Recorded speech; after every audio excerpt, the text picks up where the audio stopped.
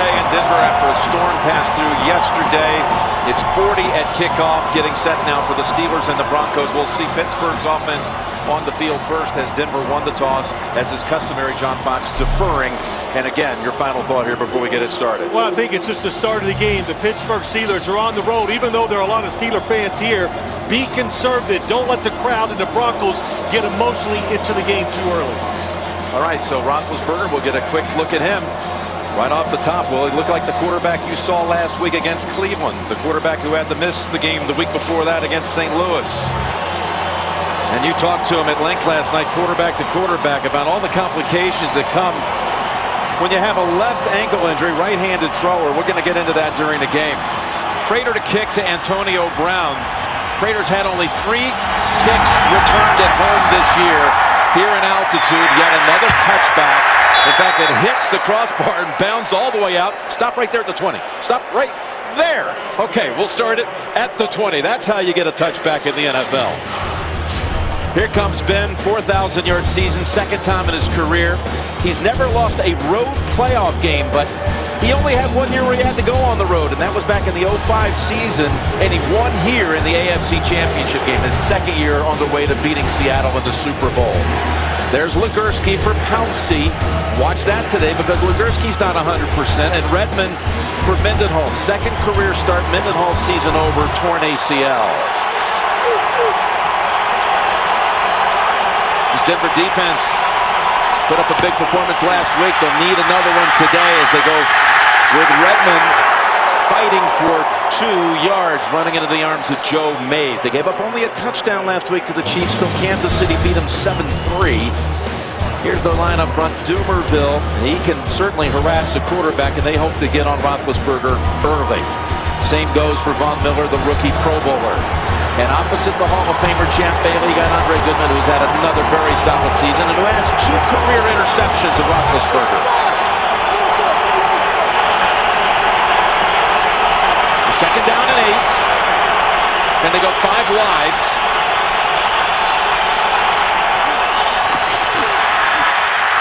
Roethlisberger launches it long down the sideline and was looking for Wallace.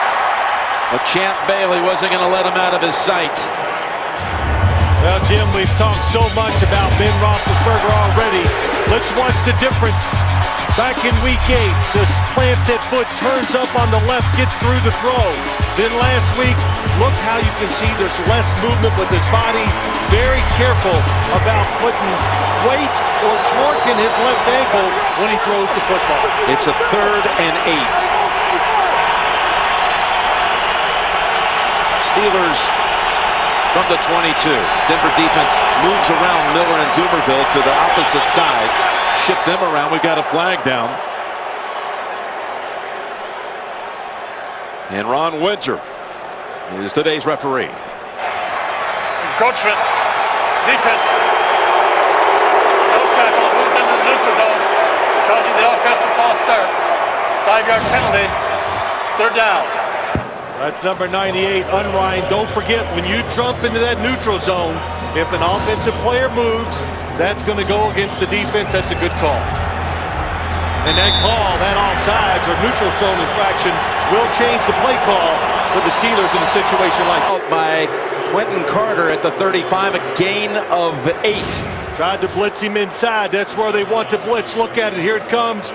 Good pickup by the Steelers. And boy, Ben Roethlisberger got through it, got up on his left foot, and threw a strike. And you talked about it, Jim, and I think that, of course, I did play quarterback in the NFL, talking to him last night. All the problems that I had once when I had it, he said the same things. Yes, it affects my arm. It does get fatigued. First down at the 35. Straight drop, toss, open. Miller inside the 40 and down at the 33. He was left alone. Roethlisberger was knocked down after the throw. The completion good for 33. Heath Miller coming across the formation from the left. Here he goes across to the right. It's a zone defense. Nobody follows him down the field. The speed of the outside receivers kept the safety in the corners where nobody could come inside and give them any help. It was Robert Ayers who pounded him into the turf. Well, but one quarterback in this league that can take some hits and not affect how he plays, it's Ben Roethlisberger. 2 straight pass plays to Miller. Sets up the Steelers at the 32, and it's Redmond holding on to it with 2 hands. He fumbled his last 2 touches against Cleveland last week and been pounded about that all week, about holding on to the football. Here's Roethlisberger in his career postseason. For those quarterbacks with at least 10 postseason wins, he's got the greatest win percentage in NFL history with that 10-3 mark.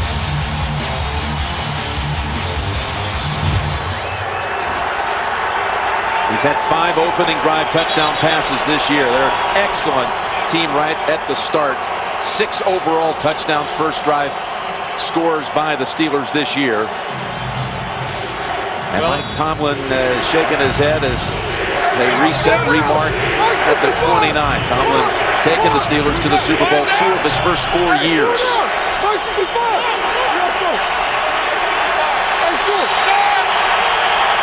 Second down and 7.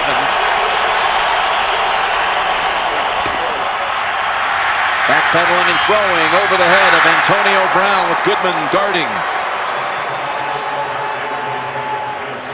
Looked like Brown was open. Yeah, he was, and I think we've seen it a couple throws, even the long throw down the field when he completed to Heath Miller. He's just not 100%. There's no question. So, but the good thing is he's had some experience on how to deal with it, and you make those adjustments, especially when you talk about throwing the football down the field. 7.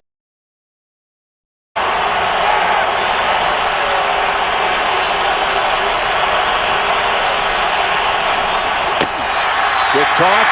Wallace. Can he break free? No. He is swarmed under. First to hit him was Chris Harris, and the Steelers will have to bring out Sweesom for a field goal try. Well, this is one thing the Broncos know. When a wide receiver goes across the field in formation to make it 3, they say it is going to be a screen. They're all over it. Look how aggressive they are coming towards the football. Good scouting report, good execution by the Broncos defense. Sweesom in his career postseason is only 1 out of 5 on attempts outside of 40 yards. This is 45. Papanos on the hold, and the kick by Sweesom is good. Opening drive field goal set up by a 33-yard pass play to Miller. And the Steelers produce points early. 8-play drive for Pittsburgh and a 45-yard field goal by Sweesom. And Roethlisberger. What did you think right out of the top? Well, it's a great start for him, Jim. Get your confidence going, throwing in these kind of situations, dealing with that ankle. That's Willis, 9 yards deep, thought about it, then takes a knee. So Tim Tebow comes onto the field. Right now carrying a 3-game losing streak. First time ever in his decorated career he's lost 3 consecutive games. Sets a Denver quarterback rush record by a mile this year. But again, in recent weeks, it's been a real struggle. Got a change at right guard with Chris Cooper out for the season with that leg injury last week. Russ Hochstein is the right guard, and there's McGahee, who had his 4th 1,000-yard rushing season of his career. He's the only Bronco, by the way, in uniform today who's ever scored a touchdown in a postseason game. They come out with 3 wides and shotgun formation, and Tebow keeps on the first snap for Denver and manages only a yard. William Gay is there, Woodley also. And that defense of Pittsburgh is the #1 defense yet again. Dick LeBeau does it again. He's got Brett Kiesel, who comes from this Rocky Mountain area. And Woodley and Harrison, they have not had that many games this year where they've both been on the field at the same time. Last full game they played together was October 2nd down at Houston. And Ryan Monday in for Ryan Clark. You saw the story on the NFL today. Blood disorder for Ryan Clark. And they're going to keep him on the sideline today. A second down and 9. And the ball is out. Fallen on by J.D. Walton. Polamalu came in there and stripped it from McGahee. Jim, you're right. Troy Polamalu, he will guess, but his timing, 43. Watch, it comes across the formation, finds a little gap, and gets that hit along with Monday. How about that? both safeties that close to the line of scrimmage. Willis McGahee, not much choice. Time he gets the football, gets hit by both safeties. Boy, I tell you, that ball came flying out, and the center, J.D. Walton, second-year man from Baylor, able to recover. So now Tebow pressed on 3rd and 7. Pocket sealed, steps up, and throws it wide of Eddie Royal. 3 and out for the Broncos. Well, the one thing when you watch the Broncos play, Tim Tebow is going to get the time to throw the football. This offensive line, they are excellent protecting. Good job of stepping up. Coverage pretty tight outside. Be careful with the football early. Pretty good throwaway by Tim Tebow. And that's now 20 consecutive drives for Denver without a touchdown. They've turned it over 6 times during those 20 possessions and managed only a field goal. So Britton Colquitt, son of a former Steeler punter Craig Colquitt, sends it 47 yards down the field. Back to Pittsburgh with the ball up 3-0. A little leftover snow from a mild winter storm that made its way through here yesterday. Aerial coverage of the game provided by MetLife. Roethlisberger in Pittsburgh from their own 30.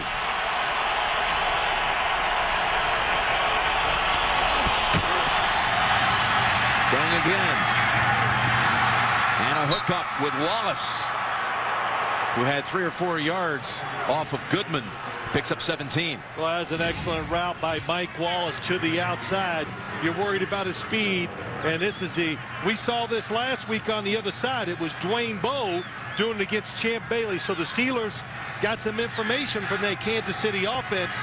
You worry about him going down the field. That's what the Denver Broncos defense said. He's going to go deep or deep across. That time he ran a beautiful route. They've got 3 tight ends, 2 of them in fact lined up in the backfield. Deep back is Redmond on 1st down, and Isaac, the second-year back out of Bowie State, is able to take it for a couple. That first series, Roethlisberger was throwing it with a lot of zip. Well, he did down the field. Probably had out and up the first play of the game, but the throw we just saw him make to Mike Wallace, Jim, that was the best. I'll say this now: the Steelers think the corners for the Broncos study a lot of tape. They know some of our tendencies. They're going to try to break them. That's why you saw an out and up the very first throw of the game. Ben's already thrown for 60 yards. He's got a 2nd down and 8. And again, the quick toss. It's Antonio Brown. And again, Harris over there manning that side.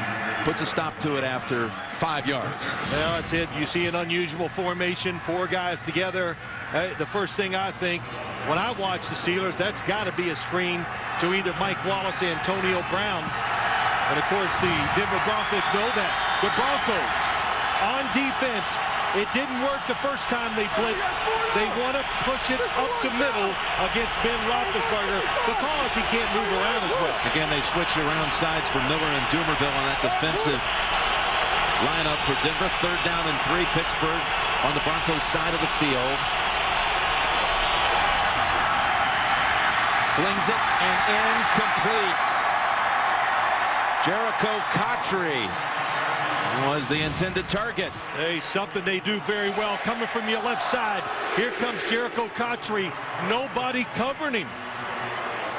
And then on the outside, you got Marcus Gilbert against Elvis Dumerville, who a couple years ago, Jim, got a lot of sacks from the left side of the defense. That's a rare drop by Cotchery, and it would have been easily a 1st down and more. Eddie Royal, fair catch at the 11. Taking the punt of Kapanos, which traveled 35 yards.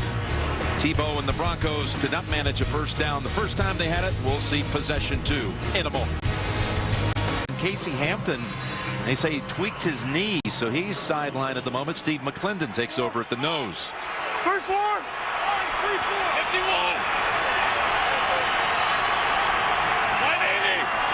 First down from the 11. And McGahee, boy, are they getting in on these backs so rapidly. This time it's Lawrence Timmons knocking it back 2 yards. They're so good up front, the defensive lineman, that at 94, Timmons, you could see that time that Virgil Green, the tight end, who's the fullback, not fast enough to get there. And Lawrence Timmons, his strength, blitzing the quarterback, and giving him an open lane to run. This guy, that's what he can do. This is the #1 rush offense in the NFL. But the first couple of handles have looked a little shaky, including a fumble. 2nd and 12. Tebow somehow able to get out of it. Fires it down the field, and he had a man there who was a step behind Polamalu, who was playing the pick. Dante Rosario was the receiver. Good job by Tim Tebow getting away from the rush, and that's what he does well. Boy, James Ferrier closing.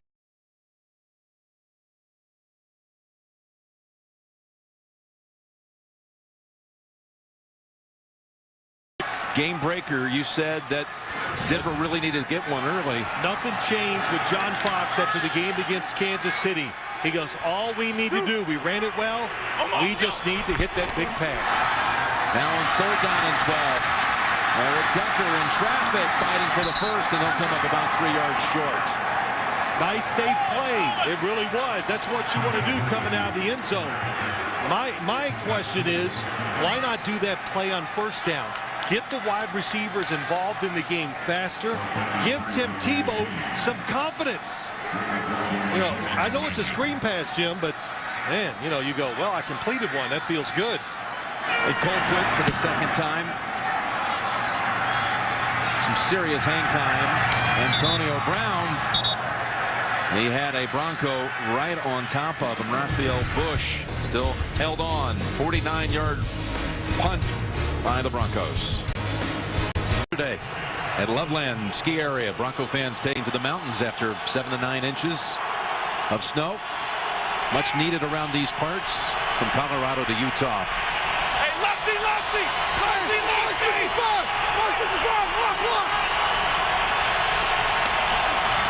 On 1st down, Ben, for the 3rd time, he finds Miller, and he picks up 7. Ridden out by Von Miller. Good. It's a blitz by the Broncos defense. That's why Ben Roethlisberger changed the play, and he knows he has one-on-one coverage to the outside. Good job of getting through the football, getting on top of that left foot.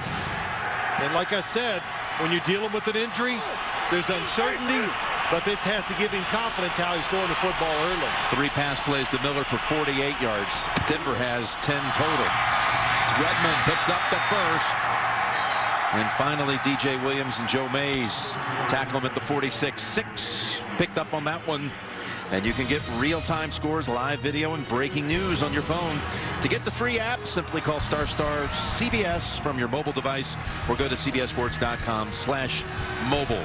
A lot to go on with this Steelers offense. The quarterback hobbled. You know you only basically have one running back, so you got to pace Isaac Redmond. Last week he said to us, Jim, yeah, I got a little tired. You get tired.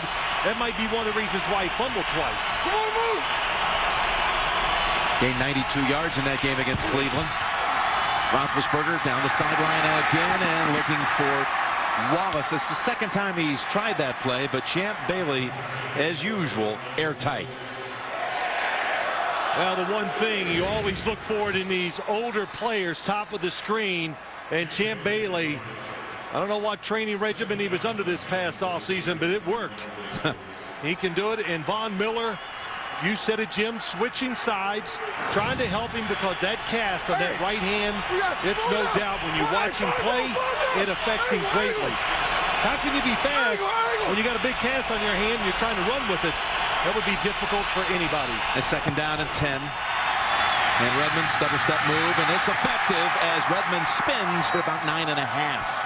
And it was Bruton who brought him down kind of, again, half-yard shy of the 1st. Running behind Heath Miller that time for the 9. Yeah, good job. They like this little counter play. Heath Miller does a good job. Ramon falls to the right guard. And when you talk about Isaac Redmond, all the coaches, they talk to me. Boy, he's tough. They like his talent. And what did he say to us? I'm a one move, take it to the defense kind of guy. I'm not going down with the 1st hit. That's Redmond, who may get it right here on 3.5 yards. It is Redmond, and he falls, it looks like right on the line that he needed. Broderick Bunkley on the tackle.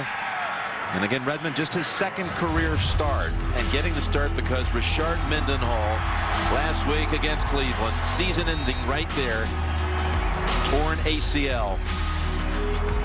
And everybody's been talking about Roethlisberger, rightfully so, but yes, what a tremendous loss. You said to me this week you thought Mendenhall was one of the top 10 backs in the league. I don't even think that's a question. I threw that out there to the Denver Broncos, and they went, oh yeah, because he's got power, he has the speed and the feet to get outside anytime he wants.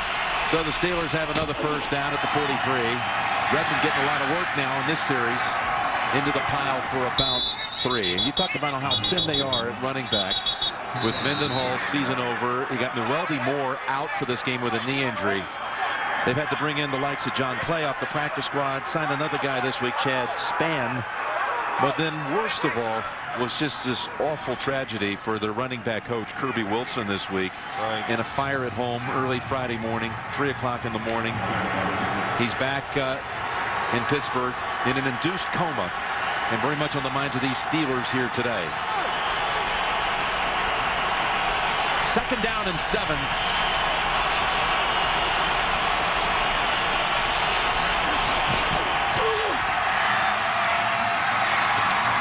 Ball came out as he stretched it out, about a yard shy. Emmanuel Sanders with the catch, brought down by Bush. But it's a complicated week and a heavy heart week too for the Steelers. Here's Coach Wilson, father of 5, and Coach Tomlin, who's gone to see him in the hospital, said, you know, he's probably just an hour away from leaving for the complex. He would be in usually about 4 o'clock in the morning. 4 to 4:30, showed up the complex every day, and you know, I think too, Jim, there's such uncertainty. Nobody really knows the story, what happened and how he got caught in that situation. It's a 3rd and 1, 2 minutes to go first quarter. And Redmond easily finds a little lane and spins. He's big at this spinning move, as you watch the Steelers all season long, and it works. This goes for 13. He's running behind the rookie from Temple, Marcus Gilbert, this time. I like this short yardage running play, Jim, and what they're going to do. Here goes David Johnson. Now go the other way. The linebackers, they're trained, follow the fullback. Uh-oh, you get caught in a little trap block on the backside. Well-designed. Love a little misdirection on those type of plays, 3rd and short, because the defense is going to overreact to the first thing they see. Got to change at running back. Here's John Clay. We just spoke about him. Signed off the practice squad December 22nd. Rookie from Wisconsin, who's a pounder in the words of his coach. Picks up a yard. Again, signed up just 3 days before Christmas. His first NFL carry in the game against the Rams, went for a touchdown. And then last week he got 9 more handles after Mendenhall went out and they had to rotate him with Redmond. Picked up 31 yards against the Browns. Who would have thought he'd be a part of the postseason picture? It really is. You said it. Kirby Wilson, we talked about his misfortune, but the running back situation, Mike Tomlin, Bruce Arians, the offensive coordinator, trying to work this so they don't fatigue somebody because they know they might need them in the 4th quarter. 2nd and 9. Hines Ward shifts out of the backfield into that slot on the left side. Faking right, going middle. He was looking for Hines, and no flag. It's Bruton on the coverage. Hines Ward, who caught his 1,000th pass last week. Just the 8th in the history of the NFL to reach 1,000. Couple things they're trying to do. The Steelers are great. When they see you're in man-to-man coverage, they like unique formations, bunch them up. That time it was 4 to the left. They had Mike Walls to the right on a double move, but they try to create confusion. And when you get receivers together, the defensive backs have to back off of you. That just gets you off to a good start, and of course it greatens your chances of getting open. Big moment here for this Denver defense, needing to hold them to just a field goal. Roethlisberger throws. There was contact, but there's no flag. Bush got tangled up with Antonio Brown, and we'll see Sweesum for the 2nd time here in the opening quarter. Well, what they're trying to do, trying to go outside, a guy coming underneath, and you're right, it's incidental tripping, but that is a lot of contact. So you've seen it early. They're letting their defensive backs have a little contact. Strike zone's been established. Stay with it. He wants pass interference, but it was just incidental tripping down the field. That's the best movement I've seen on that ankle. He went after that official. Said, wait a minute, where's the flag? 38-yard try. Squeeze him, needs a hook. Got it just in time. And Tomlin still wanting to know, why wasn't that interference?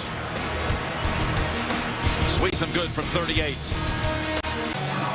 Steelers this time kept it for 12 plays, and again it ends in a field goal. Redmond doing a lot of the heavy lifting on that one. 6 first downs in this quarter for the Steelers versus none for the Broncos. 6 first downs, 6 points, while the Broncos have run only 6 plays. And that one sails a good 5 yards past the end line. Thursday on CBS, it's time to make some magic with the Big Bang Theory, and everybody's getting into the act. The Big Bang Theory new episode Thursday on America's #1 network. Final 23 seconds of the first quarter, and 10 total yards by Denver through 2 possessions.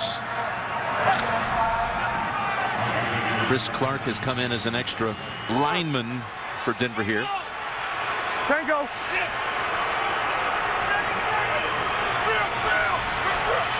Alert! 94.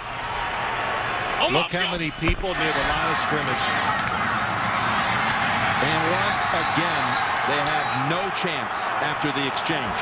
A loss of 2 for McGahee. This time as Polamalu is reading it right every time, as is Lawrence Timmons for the 2nd time in the backfield. Troy Polamalu on the blitz. They're playing run all the way. Nobody back even worried about the pass for the Steeler defense. So that means Denver ends up with 8 total yards in the quarter. 6-0 Pittsburgh after 1, and you're watching the NFL on CBS. The one-sided first quarter numbers, but it's only 6-0 Pittsburgh. NFL on CBS continues. Our executive producers Sean McManus and Harold Bryant, and Sparrow and Mike Arnold in command here on site. Jim Nance, Phil Simms for the calling of the Broncos and Steelers. And let's see if Tebow can manage to move Denver on 2nd and 12. Fires it, has the completion. Ball is out. Decker just pounded on the completion. He was walloped by Monday and Harrison. They're calling it on the field a catch for 20 yards. It's a zone defense. James Harrison watching the quarterback. He sees the completion, goes inside, and gets the hit low on Eric Decker. So the ball popped out, but that was once the ball hit the ground. So it's going to be a 20-yard completion in an injury timeout. Mike Tomlin challenging the play on the field that it was a fumble. Decker limped off with a knee injury. Pittsburgh was challenged a ruling on the field of a completed pass. You'll see a sequence of replays. It's very close. Decker hit low by Harrison, and was the ball squirting out before the elbow hit the ground? That's the question. Well, let's just watch it, Jim. Harrison on the hit. Is the ball moving out as it goes down and turning? Very close. You know, if you're going to judge it that tightly, I don't think they will. I think it's going to be down by contact. So you see the back of that football. It does move, but of course it is allowed to move in the process of a catch. And by the way, there seemed to be confusion instantly on the field. The ball was, this is something that's important because you have to have evidence the ball was recovered, and Monday will pick up the ball here. You know, the other thing is, and I know I don't want to, you saw James Harrison been fined many times for high hits. And this time he comes in low. He went down low, and that's one thing you got to worry about a little bit. Yeah, we're going to protect certain parts, but all of a sudden these defenders, they'll start, well, okay, we'll hit them below the waist, and that can be just as dangerous as we saw. Boy, Eric Decker, who fought injuries all of last year, and he gets hit in the side of the knee right here by Harrison. Well, there's no doubt when you see Eric Decker going to the ground, the football does turn in his hand just a little bit. The back end of the football, you could see it turn as he goes to the ground. It's spinning. Yes, but I don't know if that's going to be enough to rule it a catch and a fumble. Well, it's a really significant ruling coming up here, because it's either going to be a 20-yard pass play or a takeaway, and Pittsburgh would be set up at the 39 of Denver. So Ron Winter has made his decision, and now will share it with us. After review, the receiver did not maintain control of the ball throughout the process of completing the catch. Therefore, it is an incomplete pass. Please reset the game clock to 14:56. Well, there you go. It's ruled an incompletion. Third down. Pittsburgh is not charged with a team timeout. Well, we covered everything that's right. 2 feet on the ground. No time has really elapsed in there, Jim, for him to show complete control of the football. Then once he goes to the ground.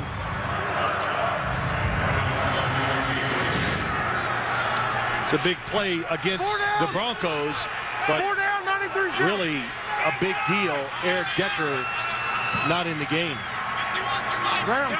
They took Decker to the locker room, and now it's 3rd and 12.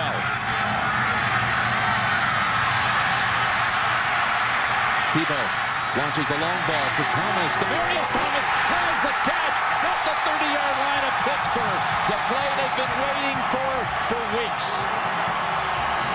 He beats Ike Taylor for 51. Well, the coverage is very good. Here's Demarius Thomas. Watch when he goes down the field. All the movement, and Tim Tebow doesn't like what he sees. And you can see, look, everybody's covered as you look down there. But now Tebow says this is what he loves to do. Deep down the sidelines, and the throw is perfect. Ike Taylor's right there. But that football drops straight in there. And a good job of holding on to it. Lance Ball gets his first carry of the game. We'll give him a yard. It's interesting, Ike Taylor this week maybe got a little more attention from Coach Tomlin. He was warning his defensive backs that Denver can lull you to sleep a little bit. You get a sense of comfort. We can't afford to give up a long ball because we know they like to go deep several times in a game. That's exactly right. And he said it, you stop them, and all of a sudden one guy gets behind you, and we're losing the football game. Denver reporting to us that we will not see Decker again in this game with the knee injury. From the locker room, 2nd and 9. And Tebow going to the end zone, and the ball is caught by Eddie Royal. Was he in? Yes! Touchdown Broncos!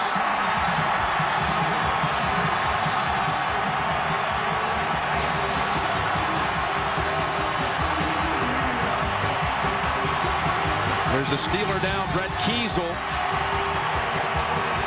They come back from 3rd and 12. Hit 2 big pass plays. Eddie Royal on the receiving end. First touchdown in 22 drives. Back to the early stages of the 3rd quarter at Buffalo on Christmas Eve day. Well, you talked about the one thing that Tim Tebow likes to do the most, and that is just throw it long. It frees you up. There's no decision to make. And that time you could see William Gay, number 22, playing the situation a little too much, and he lets the receiver, Eddie Royal, get by him, and a very good throw by Tim Tebow.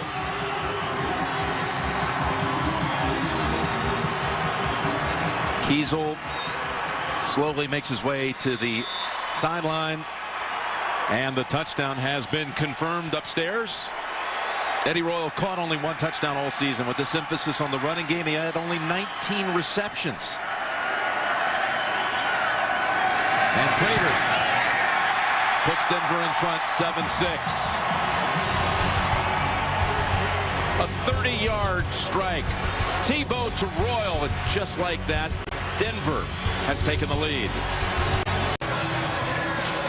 Well, consider that the Broncos face 3rd and 12. They then go 51 yards to Demarius Thomas, a 1-yard run by Ball, and then a 30-yard touchdown pass from Tebow to Eddie Royal. Things change so quickly.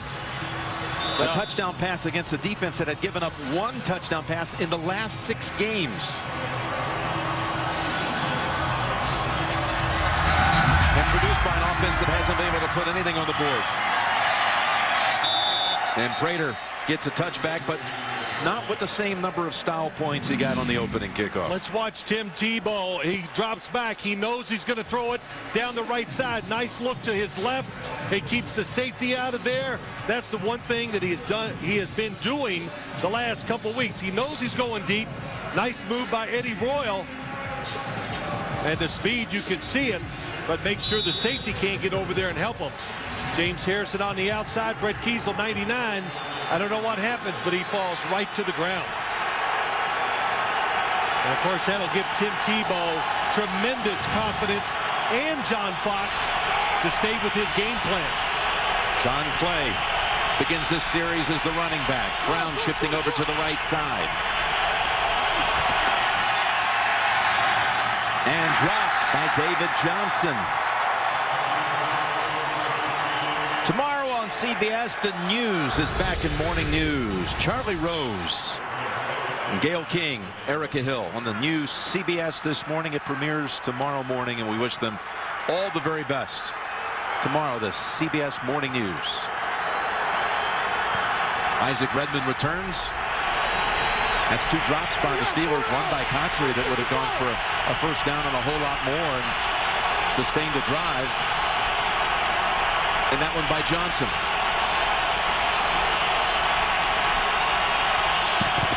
Fake the draw.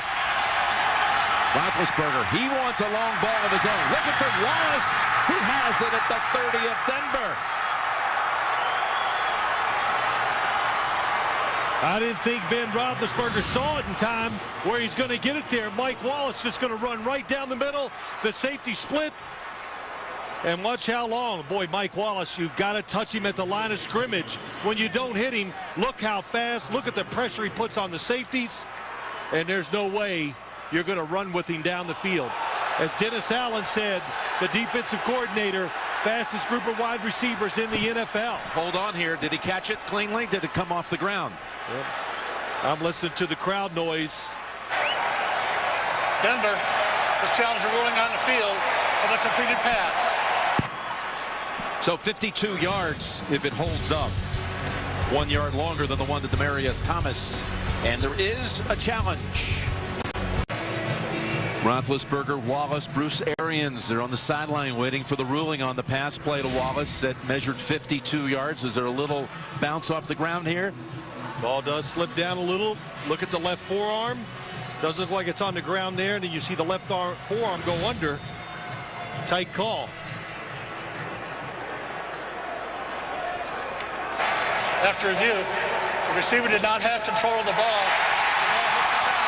Therefore, it's an incomplete pass. He'll take those 52 yards. 20-yard line.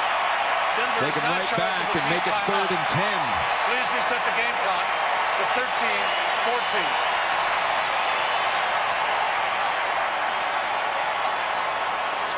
Well, Jim, you can add that one on. That's 3 drops by the Steeler receivers so far today. And what happened too, Mike Wallace trying to be so careful to catch it into his stomach and get his arms underneath it instead of just being natural and grabbing it like he always would. But he lets it slip through.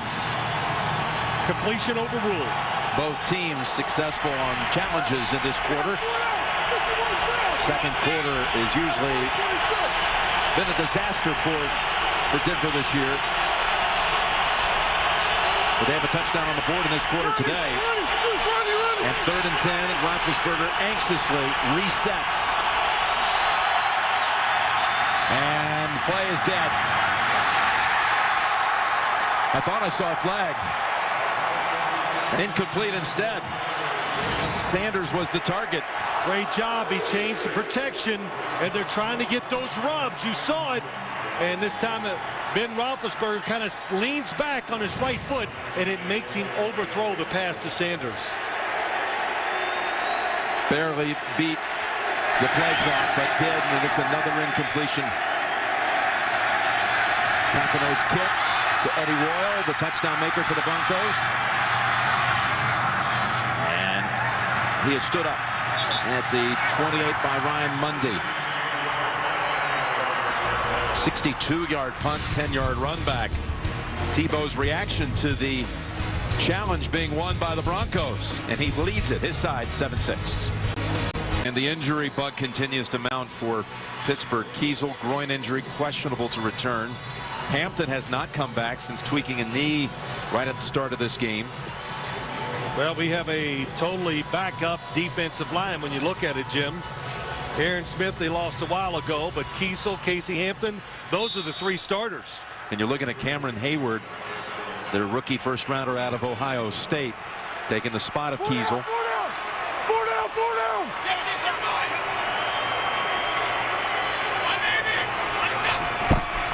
First and 10 from the 27. And that time it's good for about 2 for McGahee. Dick LeBeau continues to bang out the hits, doesn't he? Well, 74 years old. Of course, he came in last night to talk to us. I said, well, Coach, how about the option? Have you dealt with it? And he goes, it's a good thing about being old, Phil. I've seen it all. And he goes, yes, even when I was a player, I dealt with the option, and that was with Bobby Douglas back with the Chicago Bears. Had a tough time, taught his guys the option all week. He says, guys, don't fall asleep. The base runs where they line up like this and running at you, that's what Denver does well. Play fake, 2nd and 7. Tebow down the field. Thomas has it in stride. Tries to get away from Taylor. Cuts back twice on him and takes Taylor with him to the ground at the 13. He beats Ike Taylor for another long one. This time 57. Here's what you worry about. Thomas comes down, makes a little move, then takes off. So watch Ike Taylor. Everybody else is up because they're trying to stop the run. That was some nice move that Demaryius Thomas makes. And now you're chasing. Good job of tackling before he scores the touchdown. This is what they do so well, the Denver Broncos. They have a lot of ways to throw the football down the field. And John Fox, give him credit, says we're staying with what we've done this year. Officially goes for 58 yards, which is the longest pass play of Tebow's 2-year career. And for Thomas, that's 2 catches for 109 yards in this quarter. Denver's called a timeout here, Broncos. Yes, Denver called. Here's what you worry about. Last week we saw the Kansas City Chiefs. They had the corners that could match up and take the pressure of covering one-on-one outside all week. Everybody has said it. All the experts said it. Can the Pittsburgh Steelers put everybody up there and commit to the run to stop it and then still cover one-on-one on the outside? Well, the answer now after 3 passes down the field is no. That's a lot of pressure no matter how good you are outside. Pittsburgh was the only team in the league this year that did not allow a 100-yard receiver. Thomas has managed that in this quarter on 2 catches. And the Broncos are set up at the Pittsburgh 13. Tebow still has it. Tebow to the 8. That's Taylor and Mundy coming up, and it's a 4-yard run. You know what's amazing? He completely fools the defense. James Harrison doesn't see it till he gets outside. It's still only a 5-yard gain. James Harrison says, well, he hasn't kept it yet. Here he is, still able to get out there and get involved in the play.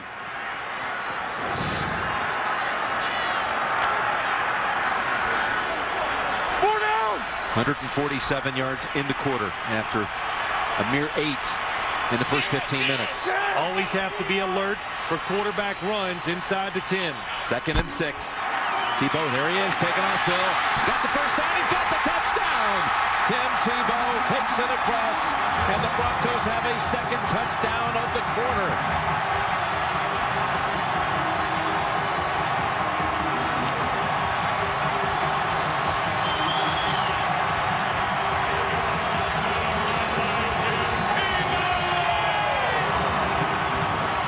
Just as you called it, Phil, Tebow, that was the play call all along, and running behind Zane Beadles and Orlando Franklin. 8 yards and a touchdown.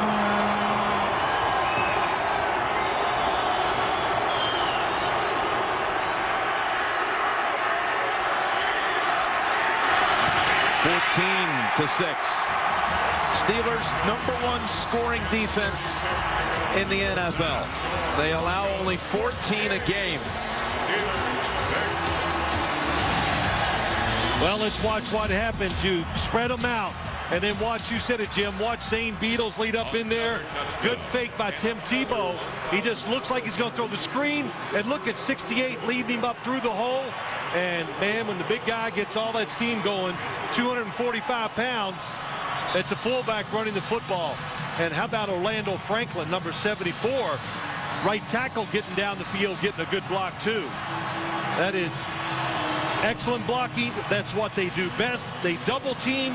Zane Beadles, the left guard, is an excellent puller. And when you're down there and they spread you out, you got to think quarterback run first and foremost, and then react to the pass.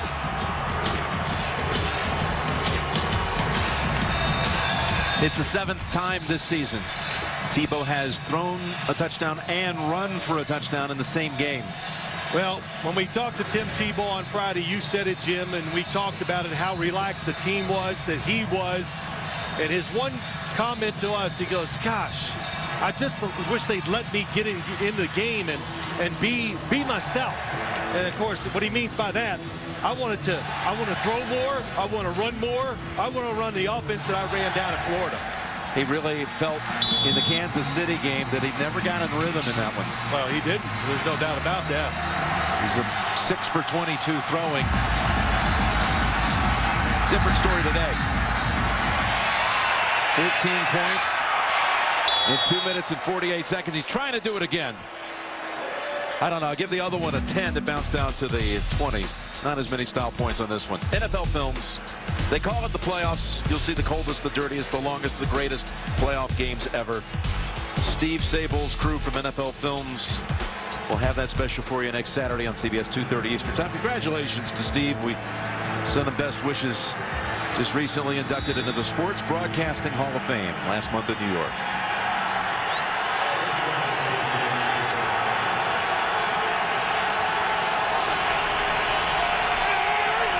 Broncos are doing so well, they're drowning out the Steeler fans. It's Redmond. Again, he spins out for a gain of 3. It looked like a no-gainer, but was able to pick up a mild gain.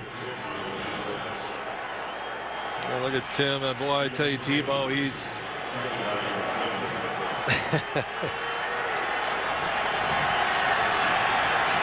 Well, it's an emotional game, and right now the emotion, without a doubt, is on the side of the Denver Broncos.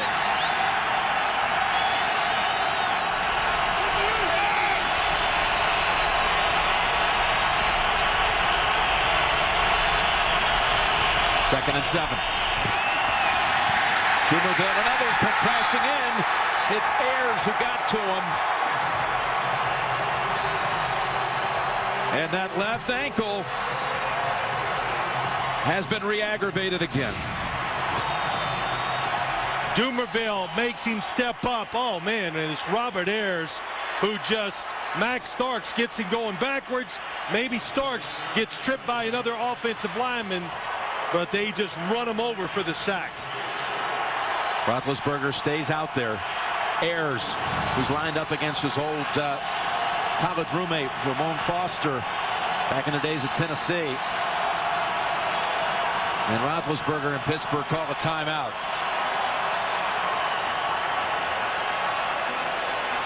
Well, you watch Ben Roethlisberger walk to the sideline, there's no doubt. You can see how much that ankle's bothering him. That injury occurred right here in this game, week 14 against Cleveland. Played in a game at San Francisco. He told us, been talking about that a lot. He shouldn't have played in the game against the 49ers. Missed the game against St. Louis. Was back last week against Cleveland. Well, too, you know, look at those shoes. You see he's got a yellow shoe on the right foot. That's a size 14. That white and black shoe on his left foot. The ankle that he hurt. He has a brace on his ankle. And he has a one size bigger shoe on that foot. That's a size 15. Yeah, 15 on the left foot. He says the swelling, the doctors tell him it will not go away until April or May. The third down and 16.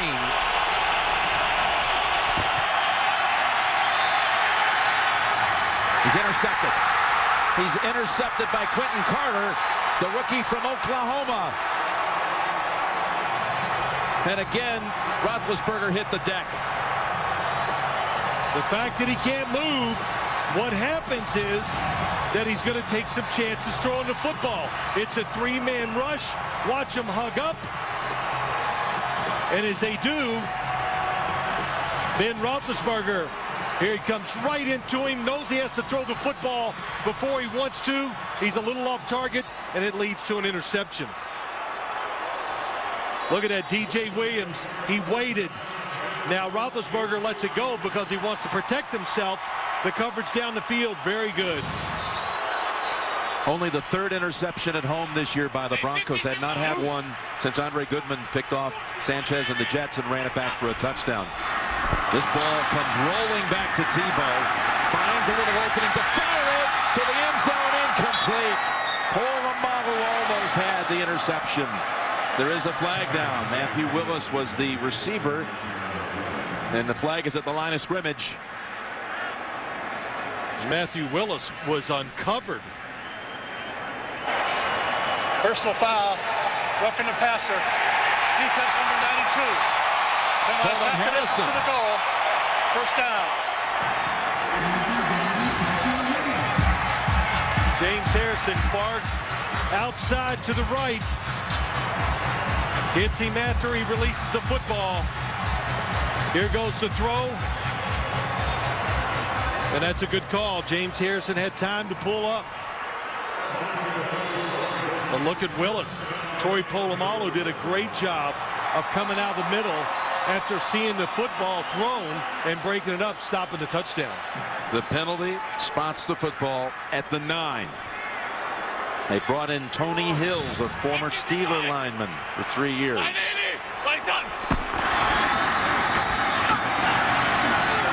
Harrison has hold of McGahee. Pickup of 1.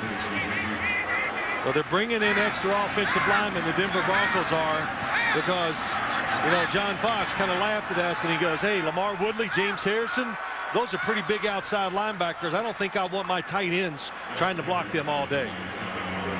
Good strategy by Mike McCoy, the offensive coordinator. Don't get overpowered, overmatched on the edges. 2nd and goal from the 8. Empty backfield.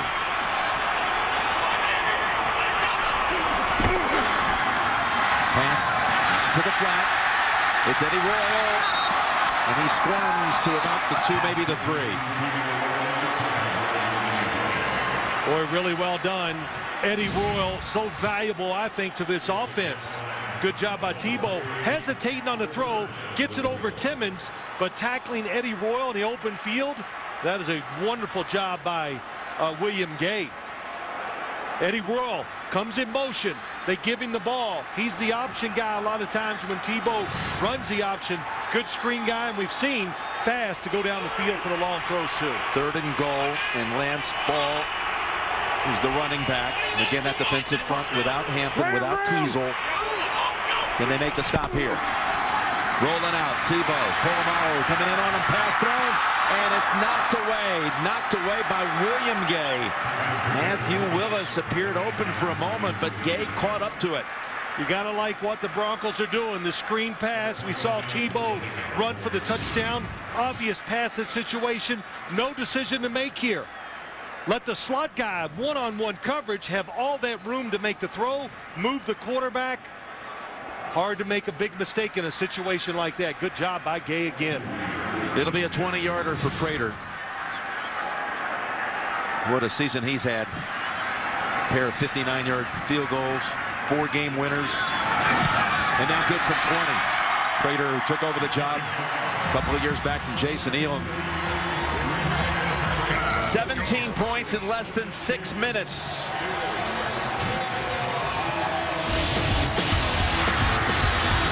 Well, this is the offense that the Denver Broncos envision. Let's run it, or the team, I should say, they envision. Let's play it safe and we throw it. Let's look for big plays down the field. And inside the 10, we know about the running quarterback. But John Fox, after last week, you know, I like to listen to a few things and read all the stuff that's going on every week. And everybody said, hey, the Broncos have to open it up. And I'm not saying I wouldn't have been one of those guys, but we talked to John Fox. He goes, I have to go change this week, coach? Get Tebow in the game, give him some easy throws? No. We're going to play the same style we've been playing since Tim Tebow took over at quarterback. Defense, run the ball, special teams, field position, and then when we throw it, let's make the big plays down the field. Coach Fox, who has ties to the Pittsburgh Steelers. He was an assistant there for 3 years. After serving 3 years as an assistant at the University of Pittsburgh, he got an interview with Tom Donahoe, a couple of interviews with Chuck Noll. But by the way, Coach Noll celebrated his 80th birthday on January the 5th. And there is young John Fox when he was with the Steelers back in the late 80s. Well, what did he say he learned from Chuck Noll? To keep everything on an even keel. I'm not going to say John Fox on the sideline is Chuck Noll, but he tries to keep everything on an even keel when he makes decisions about his football team. And Prater sending another touchback bound ball through the end zone. So just to finish that, he did say, please pass along to Chuck Noll. Best wishes. He got me my start in pro football, 89, 90, and 91. And happy birthday, Coach. So Roethlisberger, he's taking a pounding again, Phil. Well, he is, Jim. We've seen a couple really big hits. And that time Ayers just overruns the left tackle. And in that time, protected himself, caused him to throw an interception. Those are the things that worry you about Ben Roethlisberger. The fact that he can't move when somebody blitzes him, there's nothing he can do to get out of the way. He's missed on his last 6 throws. And a flag down the line of scrimmage, and the ball's intercepted by Goodman. Goodman juggled it, made a beautiful play, and has the pick at the 35, but we'll check the flag. And they think the Broncos might have been offside.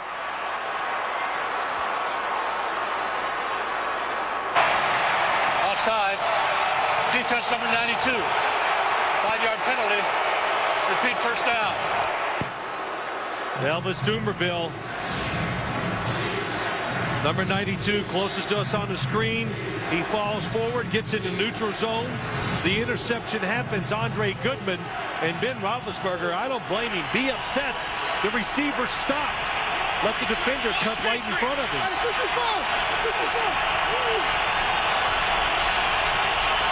So 1st and 5 instead of a second pick of the quarter. And Redmond. 2 Broncos had him for no gain, but he manages to pick up 1, maybe 2. Thursday on CBS, gather the family for the new comedy Rob, starring Rob Schneider and Cheech Marin. It's premiering right after a new Big Bang Theory, only CBS. No huddle for the Steelers, and it looks like the Broncos got jumpy again.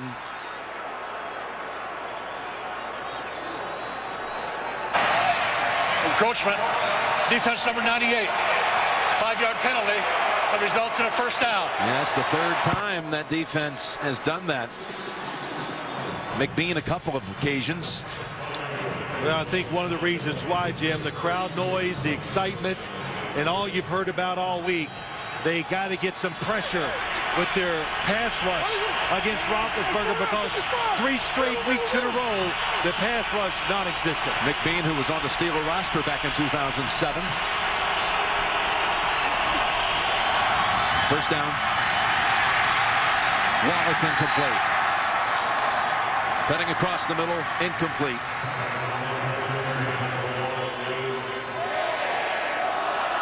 Well, that's a really good job. The pass rush, very disciplined.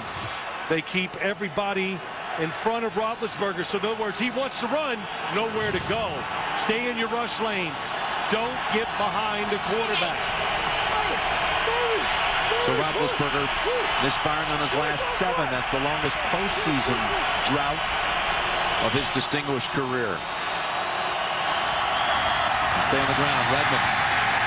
Early contact, no gain. This time it was Hunter along with Mays to make the hit. I think what we're seeing in this game right now, the emotion for the Broncos. We're seeing Ben Roethlisberger, that ankle does not have the ability to move, to make the plays that the Steelers are so used to. And maybe most importantly, haven't seen any wide receivers for the Pittsburgh Steelers just run away from the coverage guys outside. 3rd and 10. And a timeout by the Broncos.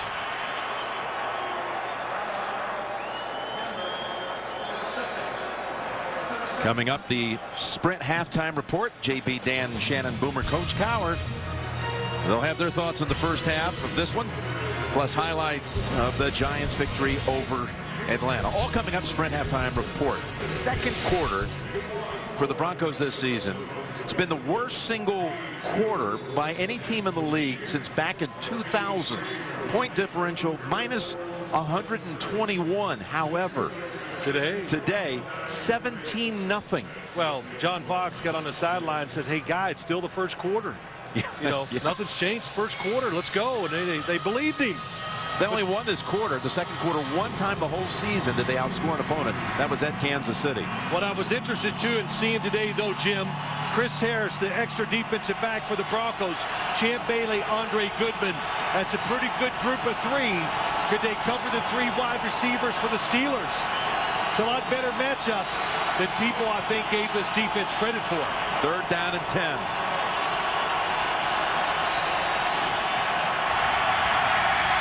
Again, more pressure. Open man is Wallace.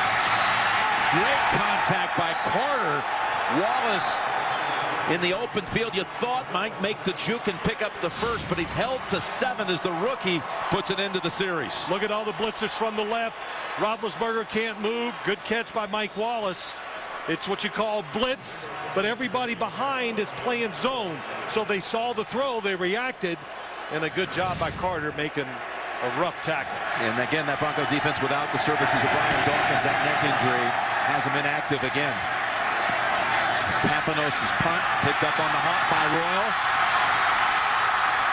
And Royal is able to gallop across the 30, hit by Stevenson. Sylvester, 48-yard punt, 19-yard return. Well, the AFC playoff picture, the winner of this one is heading to Gillette Stadium in a matchup with the #1 seed, the New England Patriots, next Saturday night, while Houston and Baltimore are all set to tangle next Sunday.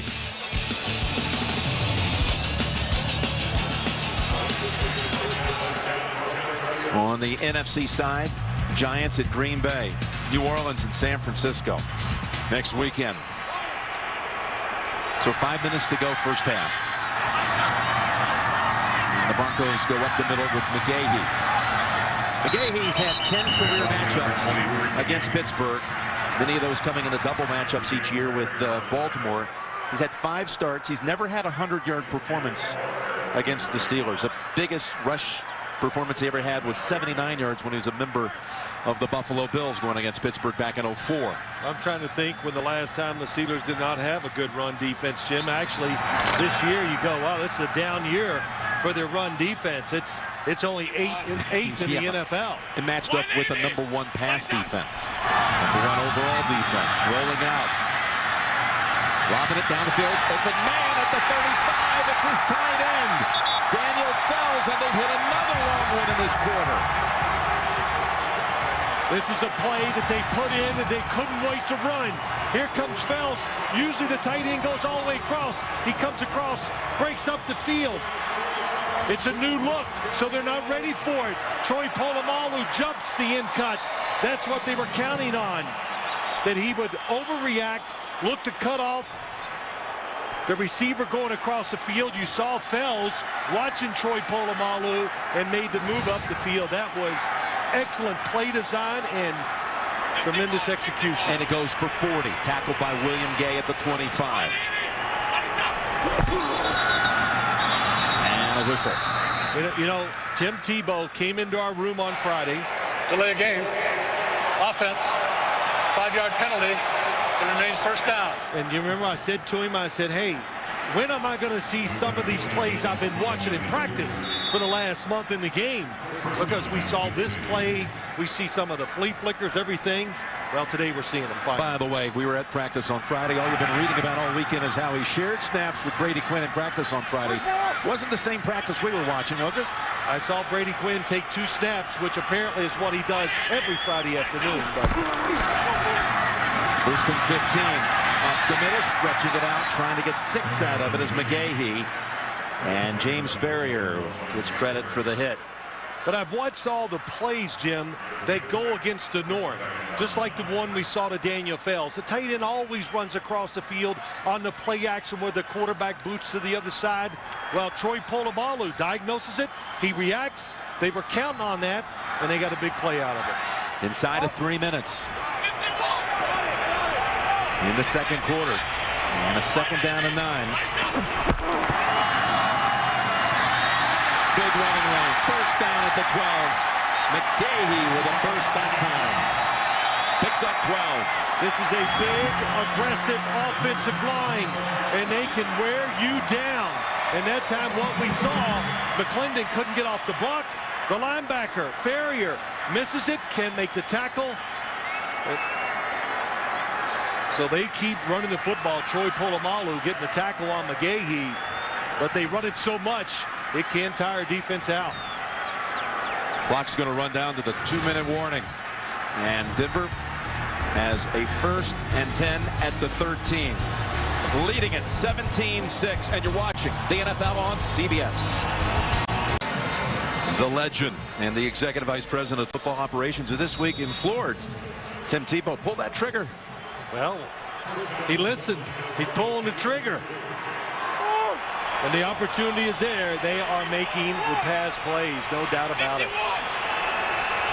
At the 2-minute mark of the second quarter. 1st down from the Steelers' 13. McGahee tumbles to the 10. William Gay on the hit. You brought something up I thought that was interesting this week. Everybody in the NFL, when you play the Broncos, you go, okay, we're going to get up there and stop the run. And you talk about it and all that. And Jim, you said it. They talk about it and look at it. Last week, Kansas City, that's all they talked about. And they still gave up well over 200 yards rushing. This offensive line, they are an excellent run-blocking group. They're aggressive, and they're athletic. That's why they can get it done. And going against a depleted defensive front with Kiesel and Hampton both already heading to the locker room. And Clark out today as well. 2nd down and 7. And Tebow guns it at the 5. It is dropped by Thomas. A rare drop by the 2nd-year man out of Georgia Tech, a 1st-rounder a year ago. His rookie season was pretty much washed away with an Achilles injury. Did he take his eyes off of it? Bottom of your screen, here comes Troy Polamalu. Doesn't look like it, just dropped it. And when you got Polamalu in your vision, in your sight line, you know he's close. You don't see that drop ball a lot more often. But it's a 3rd down now. It's different, 3rd and long. Still, you got to think run if you're the linebackers here trying to defend this.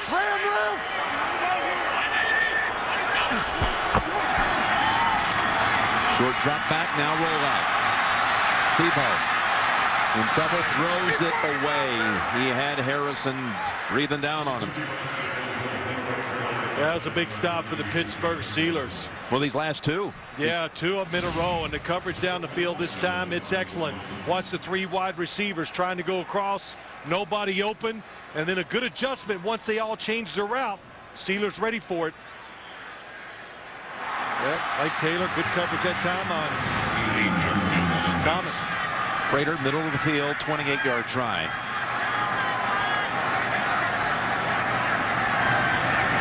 Colquitt on the hold. Johnny Paxton snaps it back, and it is good.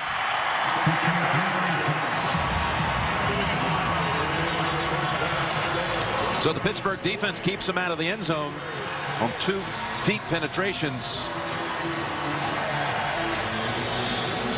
But Denver is up now 20-6 with all 20 coming in this quarter. How about a reversal here? If this was the other way around, we always say, can the Broncos come back? Now, when you look at the Steelers, Boomer Esiason said it in the pregame show. When they're on the road, look at their last few weeks. They are struggling to score points, and now they got a quarterback that's pretty immobile. This is a tough undertaking for the Steeler football team. Well, you mentioned Boomer. We'll be interested in hearing his thoughts, along with JB Dan Shannon. Coach Coward will be heading back to the Sprint halftime report shortly, plus their take on the Falcons-Giants game from earlier today, all coming up on the Sprint halftime report. You saw John Elway a moment ago. Roethlisberger wears number 7 because Elway was his idol. Yeah, he wanted to be a quarterback who throws it down the field, and of course the mobility, there are similarities there, no question.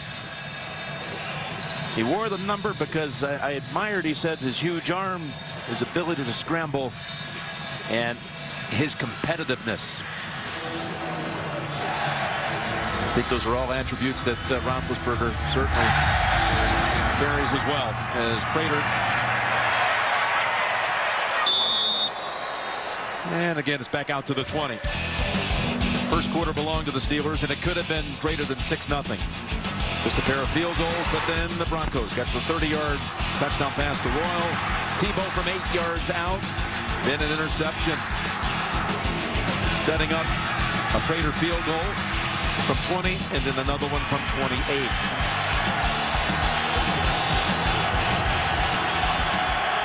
Minute and 5 to go.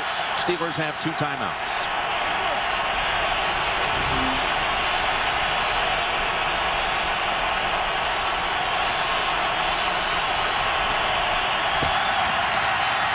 One-on-one coverage, and the pass is caught. That was Brown with the catch. Goodman was in tight on him, but the perfect throw, and well done by Brown as well. 25 yards. Well, Ben Roethlisberger's missed a couple of them today down the field because he's trying to throw it soft and lay the football in there. That time, to heck with that. Threw it on the line. Good throw, good adjustment by Antonio Brown. Ball out to the 45. Stepping up and finding an open man at the 40. And falling at the 38. It is Emmanuel Sanders, who, according to Coach Arians, is as healthy as he's been all year long. He battled a foot injury late in the year. Picks up 17. Timeout called by the Steelers, leaving them with 1. This is probably the favorite play when you look at it here. Emmanuel Sanders going to go in the middle. Not sure where he comes from. They cross underneath. 2 crosses underneath. They cover it. So look at that. Everybody looking underneath, and there Sanders just hooks up in the middle. The Steelers love this. They do it very well. Good recognition by Ben Roethlisberger making this completion. Look at it from behind. Let it develop. And a good job stepping up in the pocket. Boy, Von Miller is so close with that cast on his hand, knocking it out of Ben Roethlisberger's hand. Squeeze him, loosening up. 2 for 2 in this game, both in the first quarter. First down with 51 seconds. Got time, got an open man. It's Sanders, short gain. Stops the clock at 45. Picks up just 6. Jim, you always hear me say it. When you're playing a quarterback, even a quarterback that's limited right now like Roethlisberger, a veteran, you rush 3 guys, they know it, they take their time, they make good decisions, they deliver strikes. You've got to put some pressure on him. You can't let him just stand there or shuffle around and get that extra time. Second down and 4. Steelers with 1 timeout. Roethlisberger looked long to Brown, and now throws it away. 3-man rush again. He saw Antonio Brown just a second too late. And man, when you watch it, right, Jim, is he fast? Oh. Now this Andre Goodman tells us, hey, I'm a track guy. I'm ready all year round. Yeah, he stays in shape all year by just running sprints. And then Antonio Brown went flying by it. There's Bruce Arians trying to come up with the answer in a situation like this. An incompletion from here would mean about 52 yards for Sweesom. 51. Right around his career-long number. 3rd down and 4. Oh, and a shaky snap. Ball is out. And it's fallen on by Heath Miller. Well, you got Pouncey out. You got Legursky subbing for him today. Timeout called by the Broncos.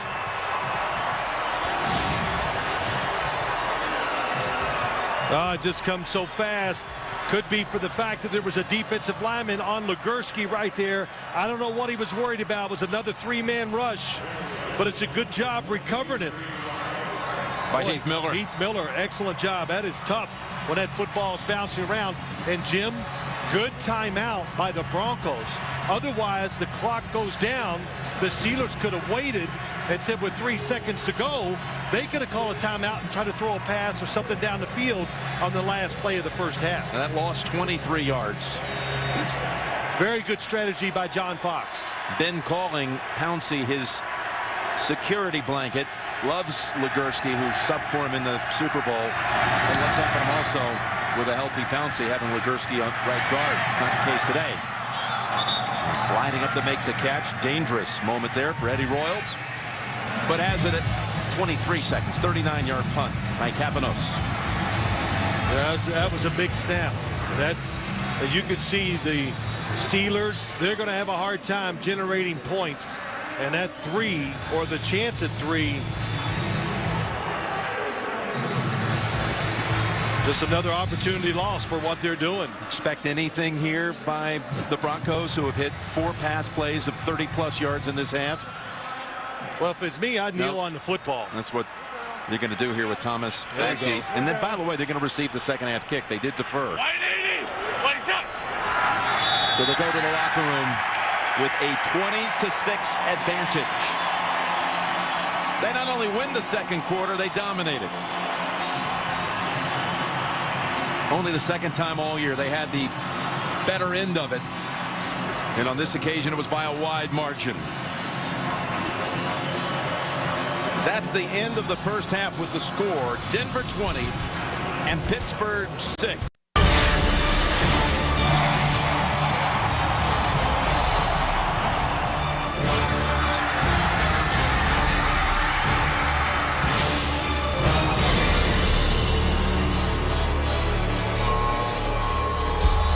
Well, a 5-star performance by the Broncos in that second quarter to lead it 20-6.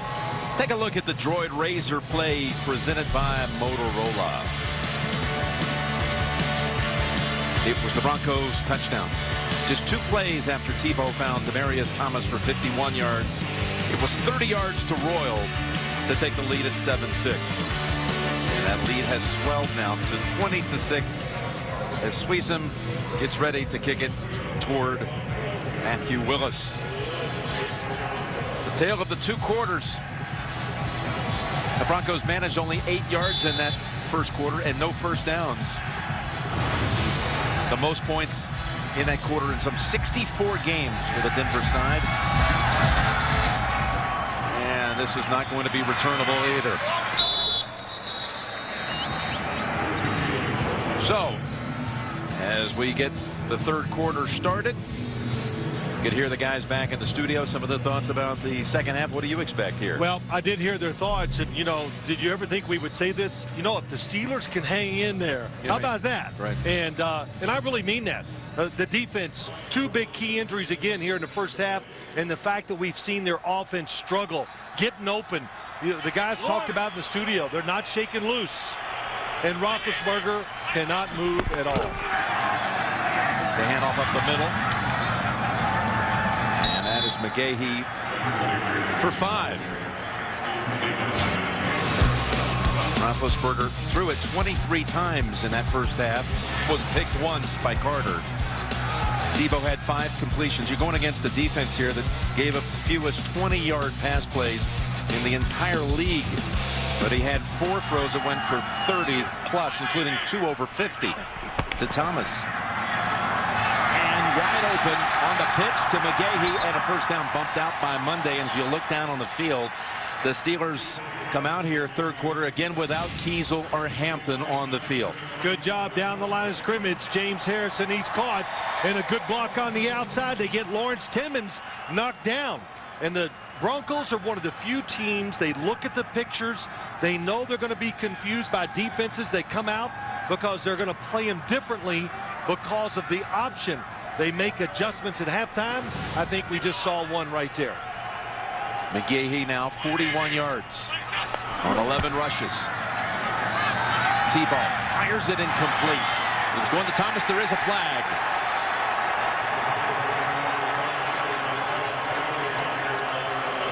Well, Jim, there was one of those throws where he did not hesitate. He let it go. And the coverage was tight, too. Holding. Defense, number 24. 5-yard penalty and a first down. It's been a rough day for Ike Taylor. It has. On the outside, that's Thomas. Good job of coming inside. He had that right hand on Thomas. He pulled him, and it was a good call. I'd say that's the Broncos' favorite play-action pass. Fake the option, the give route, or the give to the running back. Throw it over the middle to the wide receiver. 5-yard penalty, first down at the 40. Lance ball. There's Polamalu right in the middle of things, trying to pull that football out. Well, we'll show it to you as we go along here. Now, the first couple plays, this Steeler defense, they are going at the line of scrimmage. So if a runner breaks through, gets a couple yards, there's not anybody back there to chase him down and make the tackle. So Dick LeBeau, maybe a little too aggressive here early. This time, Troy Polamalu playing deep center field. Second down and 8. And that's a first down for Roy. At the Pittsburgh 45. Good for 13. The one thing that happens when you play against this offense, you're so worried about the run. Look, nobody on the outside, because you got to go in there and brace yourself in case it's a little option or the quarterback runs.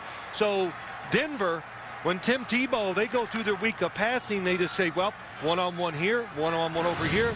There's nothing to read. It's read your guy. Does he beat the defender that's covering him? And here they come. Everybody near the line of scrimmage. Polamalu up there. Boy, he was in so fast, they almost didn't get the handoff. Polamalu and Tebow exchange a few words. Picks up 2. You know, Bobby Douglas, that name keeps coming up. You mentioned it in the first half. Dick LeBeau mentioned it yesterday, the old left-handed quarterback for the Bears. He said, yep, I've seen a few option plays in my life. And he goes, played against Bobby Douglas.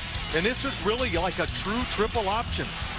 Bobby Douglas read it, gave it, kept it, pitched it. Dick LeBeau played against it, had a 5-1 record against that option as a player. Second down and 8. Step back, wanting to throw. Now the third option is to run it, and he's down at the 40. And the folks here wanted a flag for a late hit, but there is not one. Gain of 3.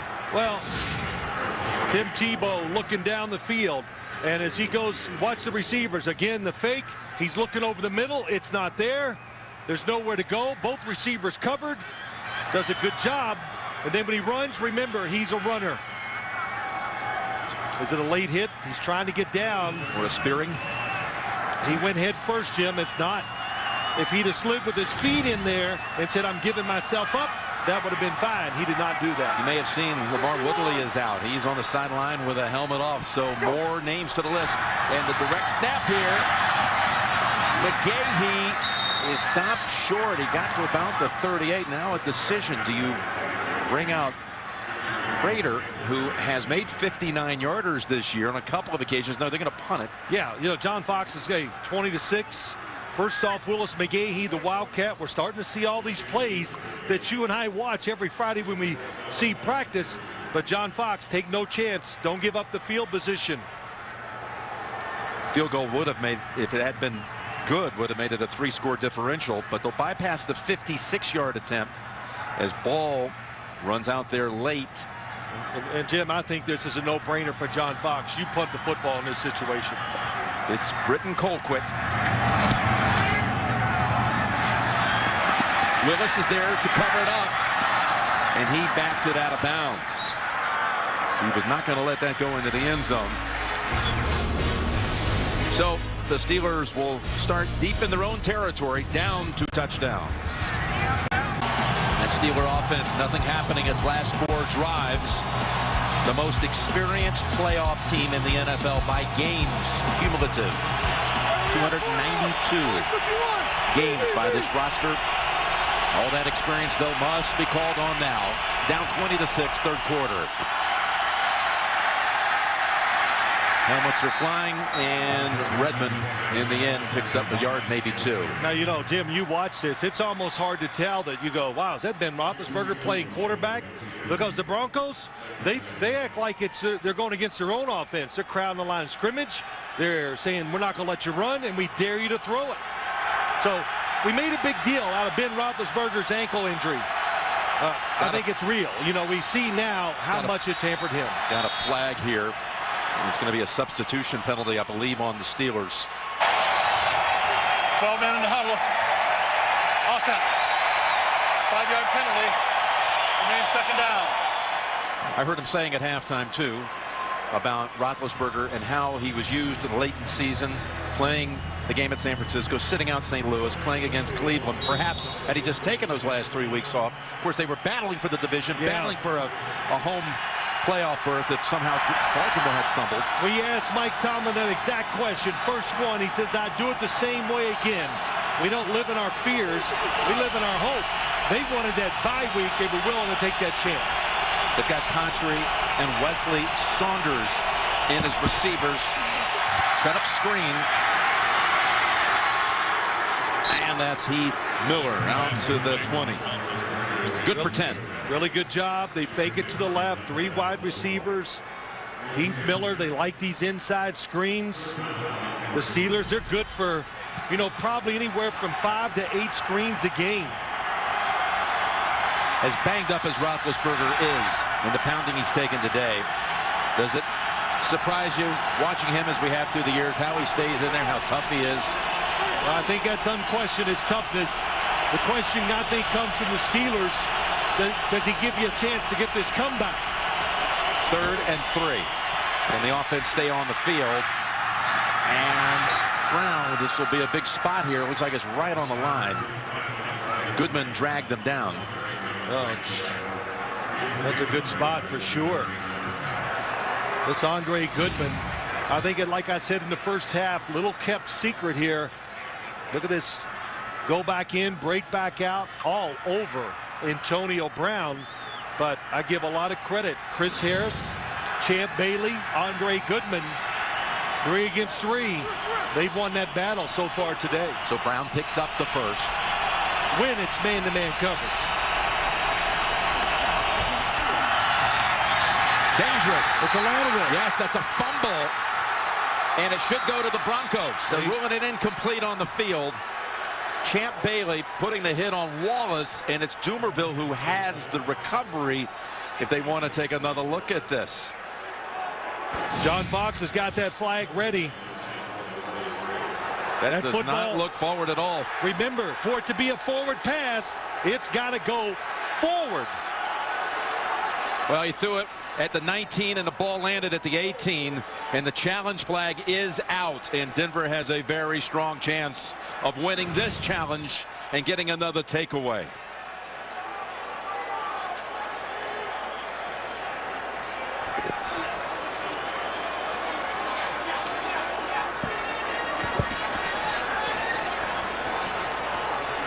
It's a long discussion, though, with Coach Fox about the challenge flag. And what about the whistle, though, on the play? Let's listen in.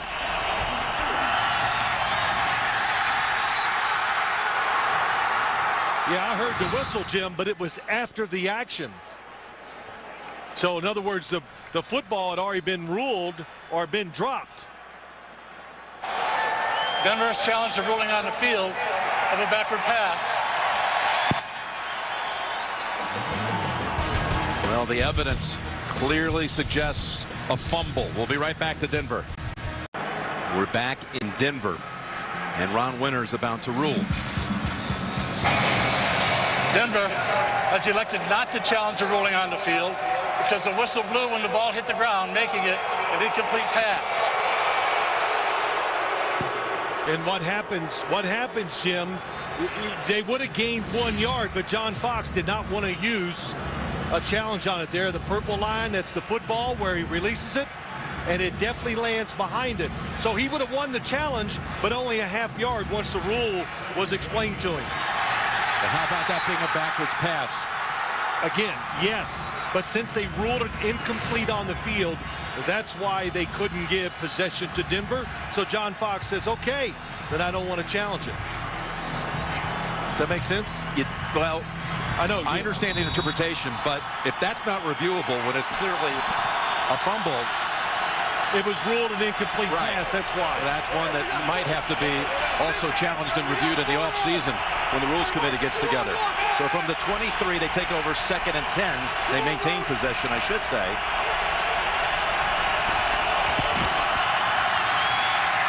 And Roethlisberger fires it. Incomplete. What a hit. Going to David Johnson, and it was D.J. Williams. There is a flag out. Boy, David Johnson uncovered the whole play.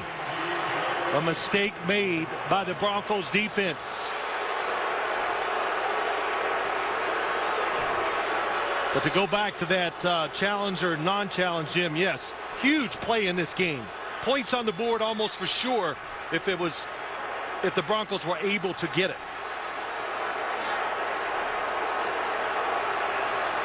Would have been taking over the football at the 18-yard line. Now they're saying, you know, I don't know, was Ben Roethlisberger out of the pocket. There is no foul. There is no foul for unnecessary roughness for a blow to the head and neck area. There is no foul. Oh, so that penalty was about this hit. Yes, it's the shoulder. It is under the neck, not to the helmet. Delivered to the chest, so that is legal. It was D.J. Williams who delivered the hit. I'll tell you what it shows you, just some of the things. As the year goes along, the players are starting to adapt to the new, well, not to the new rules, but that rule of hitting a defenseless receiver. It was a big point of emphasis this year. 3rd down and 10. Roethlisberger open, good pass, and a first down to Sanders. Snap was a little high again, but Ben fielded it, picks up 18. Yeah, it's another blitz. Here they come from the top of the screen. The Steelers, they're all over it. Boy, it's a good thing that Sanders is open immediately, because there was a defensive lineman coming straight at Ben Roethlisberger. So no second looks for the quarterback. Get it, throw it. Ball at the 41, mid-third. And you can't move as a quarterback rushing straight up the middle. In the round. And an open lane for Antonio Brown. Slices through that defense for 17. Got a nice block, too, from Heath Miller. So many things you can do. We talked about Eddie Royal, what he can do for the Broncos. Nowadays, you need this slot receiver, Antonio Brown, who can catch the screens, behind the line of scrimmage, make plays, and run the reverses. How about Heath Miller down the field? And Doug Legursky, the center, look like a big old fullback pulling out there trying to make a block. Antonio Brown, the first player in NFL history to have over 1,000 yards receiving and kick return yards over 1,000 in the same season. Voted MVP by his teammates. Roethlisberger steps aside of the pressure and hits Miller for about 3. You thought the fantasy season was over. It's not. You can play NFL.com Playoff Challenge today. You can win a trip to Super Bowl 47 in New Orleans. Sign up for free. NFL.com/fantasy. I'm really surprised the Steelers haven't put Ben Roethlisberger in his shotgun a little more and put the extra receivers in and spread the defense out and then run from that formation, because the Buffalo Bills and the New England Patriots really hurt them with those type of situations. 2nd and 8. Redmond.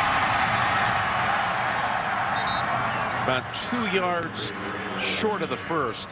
We were talking about all that toughness that you always see from Roethlisberger out there, well under 100%. We asked him last night, where do you get that toughness from? Without missing a beat, he said, my grandmother Roethlisberger. His grandmother Audrey, who's watching back in Lima, Ohio. He gave us 5 or 6 reasons why She was a tough lady. Sweetheart, he says. Yeah. But I got my toughness from her, and he was excited to be able to tell us that story. Bases 3rd and 2. Redmond picks up the first, and he takes off. Takes off inside the 20. Goodman trying to ride him down, but the ball's out. The ball is out at the 1, and it's ruled a touchdown on the field. Now this one's going to be looked at. Now, I'm going to guess that maybe Redmond was tackled inches short of the goal line. But you had a fumble as the ball hit the ground. Let's see here. I think the biggest thing is he's down, and you're right. It looks like it's going to be just short. But there's no doubt about it. He has control of the football. Knee is down. Now the question is, where do you spot it? Since it was ruled a touchdown, Jim, it will be reviewed Ruling on the upstairs. field is a touchdown.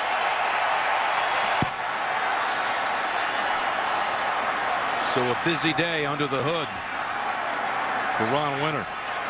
I was getting ready to say, if Roethlisberger was healthy, he probably would have ran a quarterback sneak there to pick up that first down.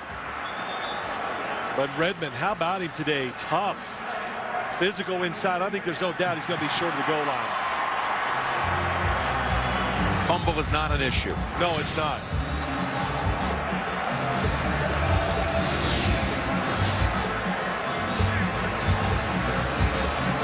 Redmond so strong, carrying Andre Goodman with him.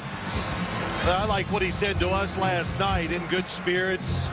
Fumbled twice last week against the Cleveland Browns, and one of his first statements to us was what, Jim? I'm not going to run the ball tomorrow with 2 hands around it. I'm going to run to get it done. So you put 2 hands around it all the time, you're not going to be as effective as you would be if you keep one on it. Grew up down in the southern part of New Jersey. Is a diehard Eagles fan. Randall Cunningham was his favorite player. Inside, here it comes. And again, everybody goes left. It's a little cutback by Redmond. I like the play.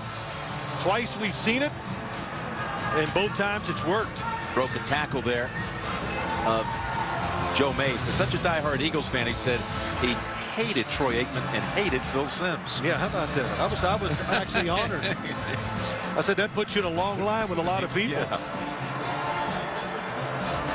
If they don't like you when they're against your team. It's just an Eagle fan. Yeah, that's right. I'm still looking for that first Eagle fan that ever did like me. But he's done a tremendous job. I think that's one thing. We talked about Rashard Mendenhall. What a player he is. One of the 10 best running backs in the NFL. But I think the Steelers even realized and said to us that they're lucky to have a backup running back at this point like Isaac Redmond. And Mike Tomlin even said, hey, O-line gets excited about you. After review, the runner was down by contact with the ball at the 1/2-yard line. It's a first down and goal. The clock will start on the ready for play.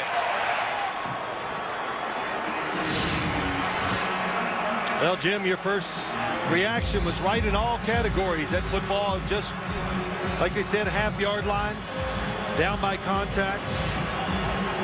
And this is the point where Redmond's hero, Randall Cunningham, could usually take care of that final yard.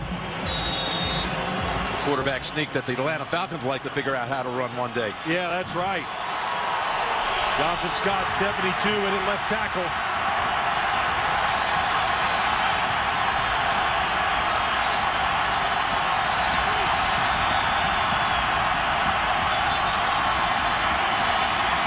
It's Wallace taking it around the right side for the touchdown.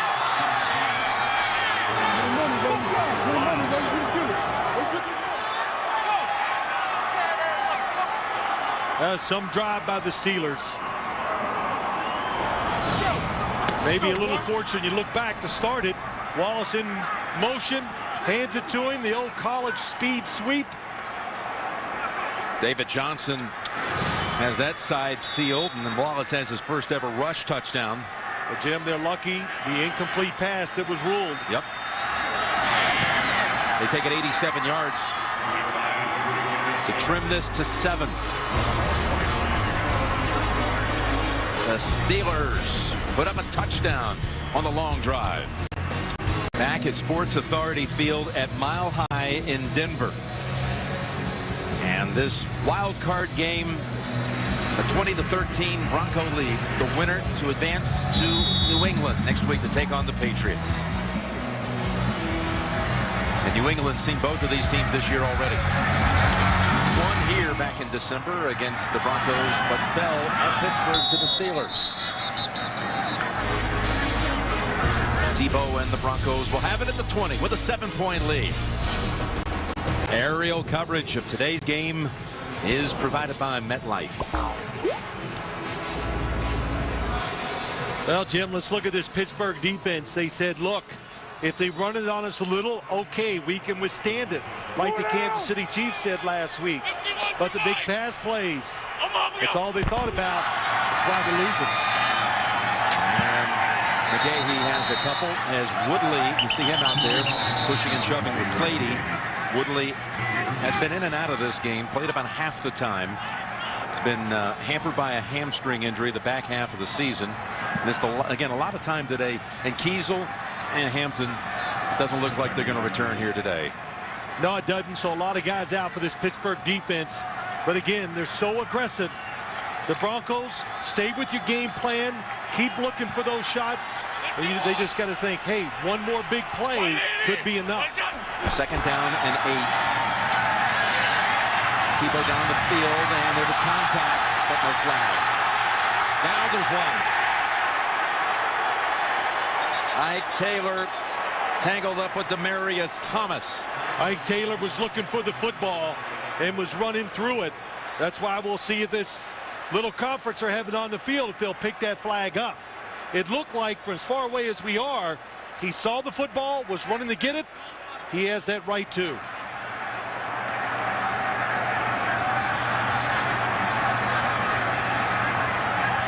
The official that was right on the spot said no deal. Right. He's not the one who threw the flag. That's what I said. Pass interference. Defense number 24.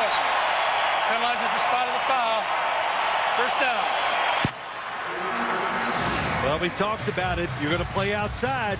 It's you against Demaryius Thomas. Nice move off the football. Well, he's got his hand on him, too. You couldn't see that when I originally saw it.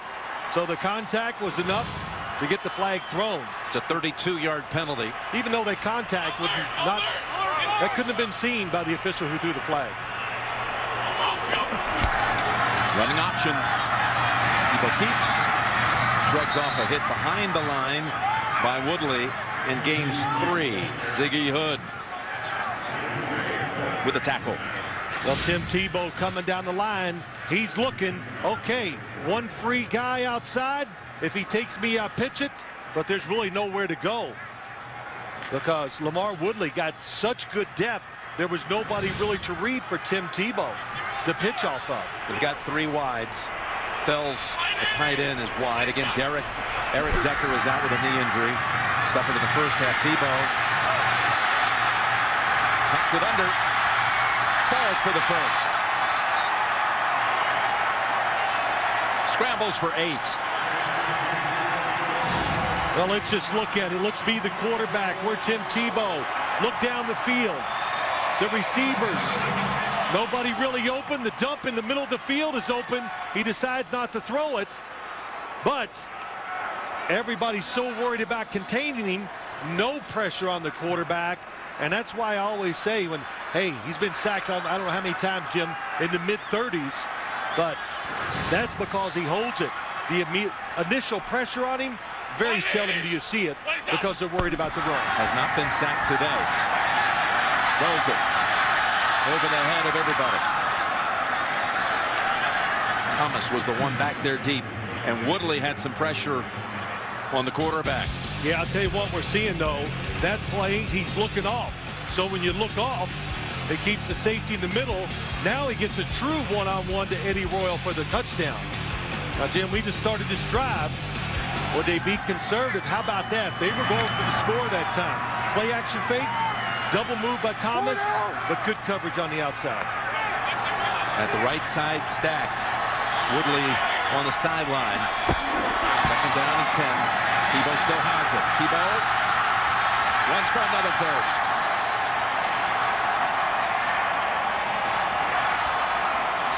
We got Harrison to commit, and that left side was wide open. Willis helped block on that side, picks up 11. Well, James Harrison's got to keep contained. That's who has it there. There's no doubt about it. On the outside, how about Willis? Pretty good job keeping Ike Taylor from getting in there and make the play. We talked about it too, even last week, Jim. The wide receivers for the Broncos, more involved today, but very unselfish, tremendous blockers down the field. Out of the gun on first down. An early contact by Polamalu on McGahee for no gain. Dick LeBeau said it. Discipline worked all week. Said we've worked so little on normal runs, all about the option. That's a couple times we've seen James Harrison go down inside. Not sure that he made the mistake entirely, but nobody there to take the quarterback once he keeps it. Lance ball comes into the backfield for the Broncos. Second down and 10, final minute, third quarter. Lance ball up the middle, advancing it inside the 20 for 5. So they're working up the middle, and you wonder about Ryan Clark, who is in on so many tackles week in, week out for the Steelers. Again, that blood disorder, carrying a sickle cell trait. He played in the game here in 2007. There he is, and sitting out this game today, and rightfully so, after being consulted by a whole team of doctors. Right. Lost his spleen and his gallbladder, Jim, because of that. Didn't want to take a chance. Able to talk to the safety zone once they come off the field. Running in altitude, third down. Pass on the mark, first down. And that was Ryan Munday, Clark's replacement, on the coverage. Ball with the reception for 7. Yeah, nice job by Ball. Getting out of the backfield fast. Really just a one-man read. Third and short. He got the edge, Lance Ball. Good throw by Tim Tebow to the outside. It's going to run out time in the third quarter. Denver will have a first down in scoring territory to start the fourth. Up 7. You're watching the NFL on CBS.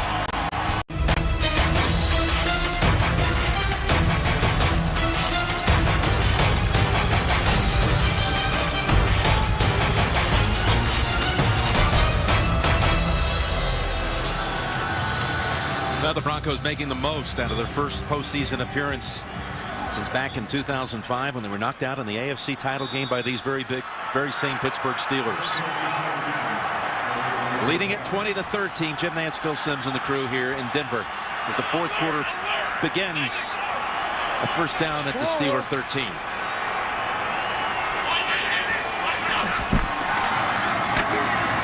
Tebow still with the football, stands it around. Takes his 3 yards at the 10.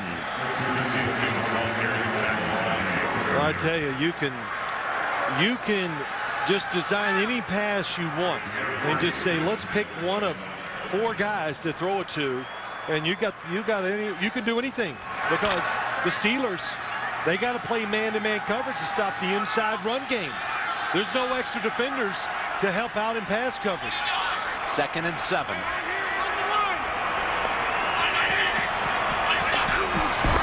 Tebow takes a snap at the 15. Got pressure. Got it away to Royal. Somehow. Royal at the 5. A flag is down. It's going to be a blocking penalty, I believe, on Willis of the Broncos as Royal was tackled at the 1. Yeah, it might be a pick, offensive pass interference, but I will say this. I love that play design. Fake it one way, go back the other. Pass interference. Offense number 12. 10-yard penalty. Repeat second down. Tebow barely got rid of that football. And Timmons was in on him, closing in on him. Body me a screen, number 12. Willis never lets go of the defender. Now, you know, when you throw screen plays, I think it is you have about a 1-yard leeway. In other words, you can go 1 yard down the field and make that block. That's it. Not 10, 15 yards down the field.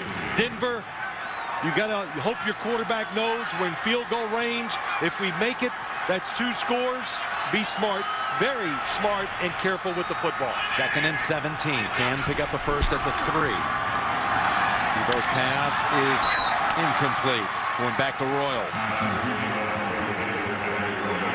Good throw. Not an inaccurate throw. That's then the one thing I said a few weeks ago to you, Jim. You got to be careful because he gets preached to him so much. Today's the first time Mike McCoy, the offensive coordinator, that I've really seen Tim Tebow just let it go with freedom. But they talk about turnovers so much. He misses passes because he just is ultra conservative in his judgment. 3rd and 17.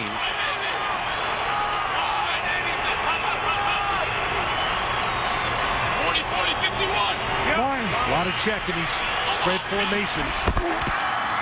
They go ground with ball. And was it a face mask? It's ball for 4 yards. Something happened out there that has Orlando Franklin worked up. Either that or we saw one strong pair of hands make Lance Ball spin around. Good safe call. I do like it. They check to it. Looks like he just grabbed the jersey inside. Yeah, just below the grid. No penalty. So Prater's back out to put it back to a 2-score differential, 35 yards. Good job by Colquitt. Dead center by Prater. And the lead is 10. 13-10 to play. And it's 23-13 Broncos. Broncos kept the football for over 6 minutes. And Prater is good on his 3rd field goal of the game. It's the 7th time the Broncos and the Steelers have met in the postseason. Denver's most common opponent. They've never played anyone else more than 3 times in the postseason.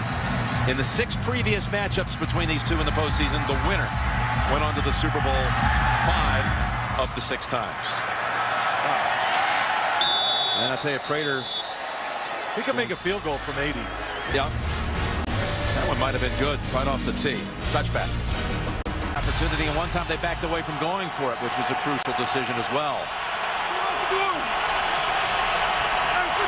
Now, the last time the Steelers had the football, they drove 87 yards for a touchdown.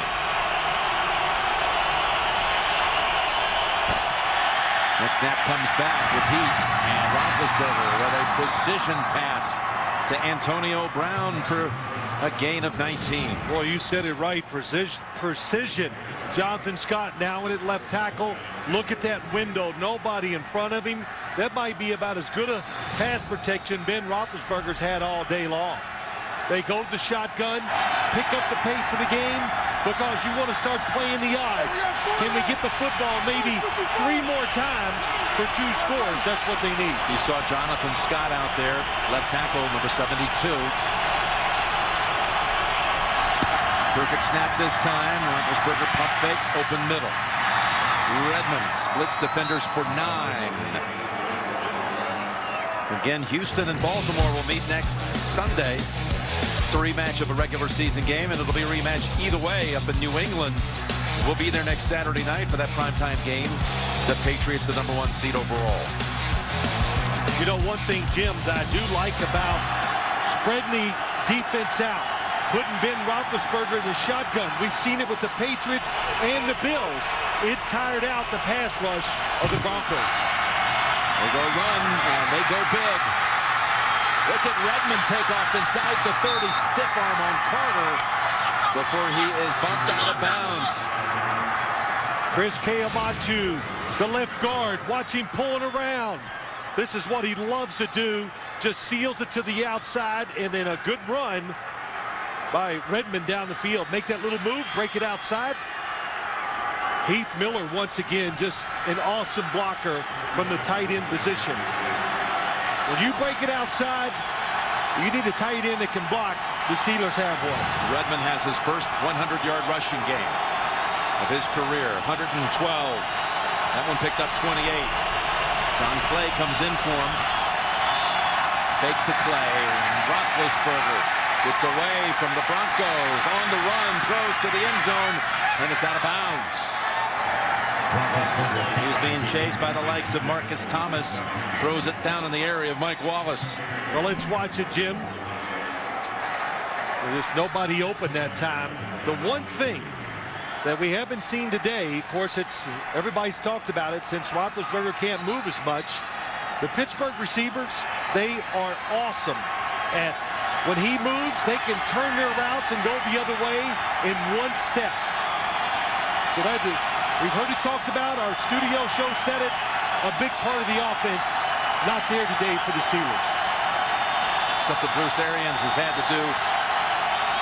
Spin some magic the last couple of years with all kinds of lineup changes and a flag like Sanders.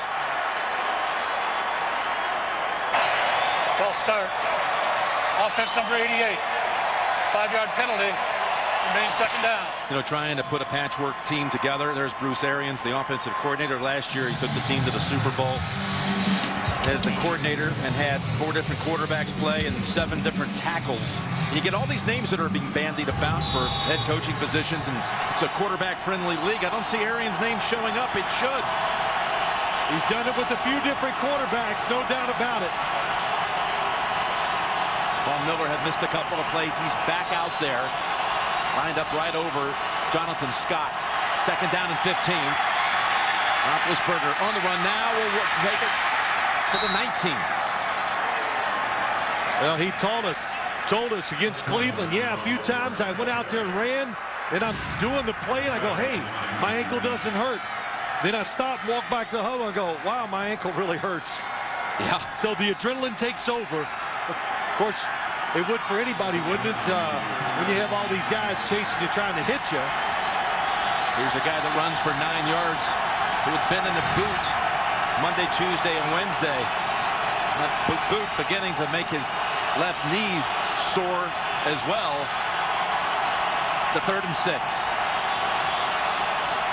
Field goal range. Be careful.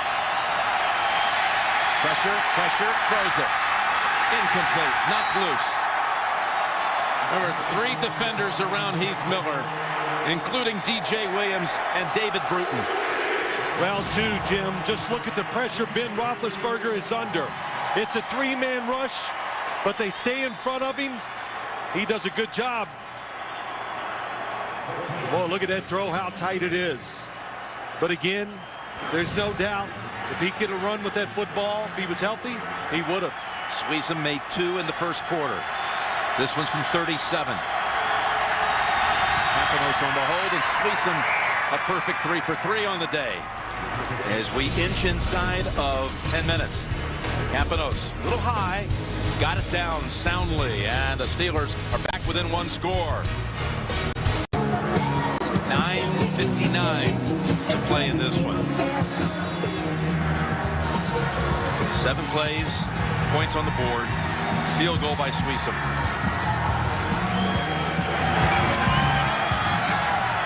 And this one will not be returned. There's never been a playoff game in NFL history where there was never a single kickoff return, but that's been the case so far today. And it can only be Brett Kiesel, or I guess maybe Ryan Fitzpatrick. But That's right. Kiesel with 24 family members in attendance. A lot of family coming over from Utah. Father Lane. Casey Hampton. He went out very early in this game with a knee. 1st and 10, Tebow. Gets 11. Tebow getting pretty excited about that with Polamalu in the area. Well, a lot of times he keeps it, goes outside, and they got him that time. You look at it, Hayward, number 97, coming down for the run. Makes a mistake, and boy, Troy Polamalu, he is full speed. Oh, no call on that. That was Taylor had a hold of the face mask. This half, Tebow's rushed for 39, passed for 19. Making mistakes on the option, though. And that picks up 3. Well, for more than 30 years, it's the must-see show the pros watch. And next week, the NFL's leading rusher, Maurice Jones-Drew, will be there with you, Phil. All 1,606 yards this year. We'll be joining you, JB, Chris, and Warren in studio Wednesday on Showtime. See, last week I got in an argument with Warren Sapp a little bit. And I never was worried that he was going to come running across and do something to me because, you know, Chris Collinsworth was in between us. You could throw a block? Well, you know, he doesn't look like much, but he could protect if he had to. And Mike Lombardi be there to assist, too. He'll have all the latest on the rumor mill around the league. Taking to the line, second down. Tebow shakes off Timmons. Lobs it. Too high for Ball. Had to make a decision there. Might have had some room had he run with it. Listen what happens. Look, no rush. You said it. Woodley finally gets a little pressure. Then once he moves, the offensive line so adept at finding another guy and block. Now watch down the field. Here's what happens. Demaryius Thomas, they're going for the score again. Now Tebow scrambles. He is open, but it takes so long. And Tebow going to the left, cannot see him open down the field. Unable to be accurate with the pass on the run. Now on third down, rifles it. Thomas has it, first down. Turned around on Taylor and picks up 15 and a first. If you watch this game, almost all these good throws, they go to his left side. He loves it. And this might be the first time I've seen a true back shoulder throw by Tim Tebow to a wide receiver. The motion was tighter, more efficient, and it was a really good throw. It's footwork, though, a lot, isn't it? Well, it is. It's a little bit of everything, Jim. It's talking about throwing a big object with a lot of people around you, so it's complicated, but that was one of the better throws of the day for Tebow. Picks up the first near the 50, and there is a nice shake move. Ball is out. McGahee fumbled, and Woodley has the recovery. It was Ryan Monday who knocked it loose. And the Steelers have the football at the 44 with 7.5 to play. Let's see if he's down, Jim, as he comes through. Ryan Monday, safety near the line of scrimmage. You're not going to win that challenge if you throw a flag. Well, what a job by Woodley picking it up. Let's see when possession comes out. It's Cameron Hayward who had a hold of him first, and Ryan Monday. Yeah, it comes out just before his knees hit. Both Monday and Hayward, Pittsburgh natives. And you can, well, it's... Denver's challenge rolling on the field of a fumble. But you believe the knee was just inches above the ground? That looked like that last replay looked like it was a couple inches off the ground. On the field, a fumble being challenged now by John Fox and the Broncos. McGahee. Ball's out. Look at that. The knees are not on the ground. Yep. That is Ryan Monday twice for these safeties. After review, the ruling on the field is confirmed. The ball was out before the knee was down. Therefore, it is a fumble recovered by the defense. Denver is charged with their first team timeout. That is their second challenge. They have no challenges remaining for the duration of the game. So out of challenges, Woodley recovers.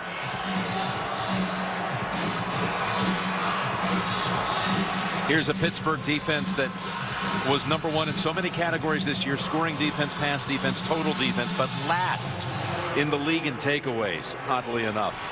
But they got a big one here. Midway fourth. Touchdown away from tying it. Play action. Roethlisberger in trouble, is decked at the 39, and a loss of 5. It's Bunkley who has hold of him, as well as Doomerville putting on the pressure. Inside pressure. They're going for the score, trying to go deep down the field. Roethlisberger, even though he steps up, Elvis Doomerville causes the sack. From the outside, he gets the pressure, he steps up. Hard for an offensive lineman like the center, Legursky, to know where the quarterback is. Second, and we'll call it 16. So Bunkley gets the sack. Patry in as a receiver. Empty backfield, and Roethlisberger hits the target. Nice piece of running by Sanders. He could have been stopped for about a 6 or 7 yard gain. Instead, turns it into 15. Wow, how fast. Little short throw.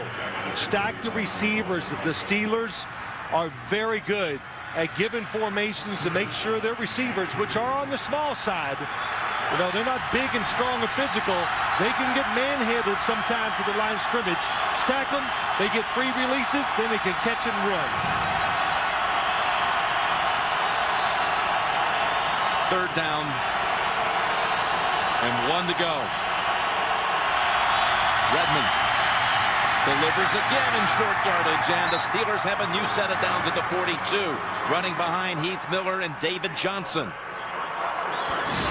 Heath Miller, 83, going to lead across the formation. Good block. How about Jonathan Scott? There you see the block by 83 up inside. Know the situation. Heath Miller is the leader. A little coming across the formation, gets DJ Williams. Jonathan Scott, too. Nice job by him coming in and taking over for Max Starks.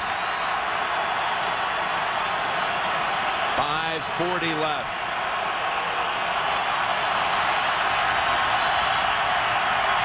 On first down. And able to take it to the 37. Good for 5. Coverage down the field's pretty good. You're Ben Roethlisberger. Think ahead. I look at this and go, this could be your last chance. Nobody really open. He doesn't like it. They do not stay in front of him. So top of your screen, they're looking to throw it. The coverage is there. They force him to run, and he does. You know they hold their breath on that Steelers sideline every time he takes off with it. But he avoids the contact best he can. Second down and 4. Again, fields the aggressive snap, and they got a big lane here by Redmond. Shakes off a hit, has the first down. They're going to have to spot that forward progress. Good for the first. Boy, Ben Roethlisberger, that ankle. Nice catch, being alert. Good blocks outside. Mike Wallace, wide receiver, getting a little block. Chris Keomatu coming around. And again, you got Doug Legursky filling in for Marquise Pouncey. Legursky, usually the right guard, had to fill in at the Super Bowl as well for Pouncey. Basically the same injury, high ankle sprain. Well, they're back to 4 defensive linemen, which is the best way to play this Steeler offense. From under center on first down, they fake to Clay.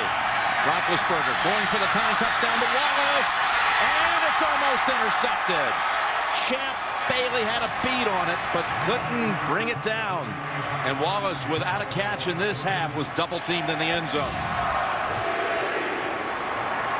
From the backside, Mike Wallace trying to run through the defense, but they're all over Champ Bailey. Good position, undercuts the football and goes for the interception. Wow, should have had it. Yes. 50 career picks, 11 Pro Bowls, more than any DB ever. And he knows how huge that would have been had he hauled it in. Timeout called by the Steelers. As you saw McGahee on the bench, hoping his fumble doesn't lead to a tying touchdown.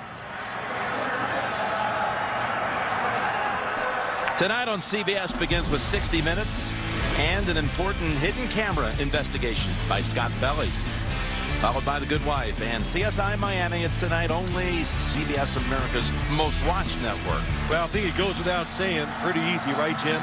2 timeouts for the Steelers, 3:56. It's 4 down territory.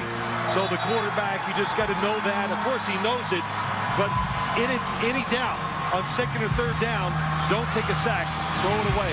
Last play, let's look at it. Heath Miller's going down the field.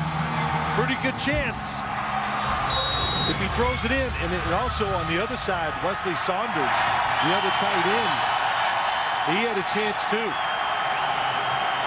But when in doubt, throw it to your best receiver. That was Mike Wallace. 2nd down and 10.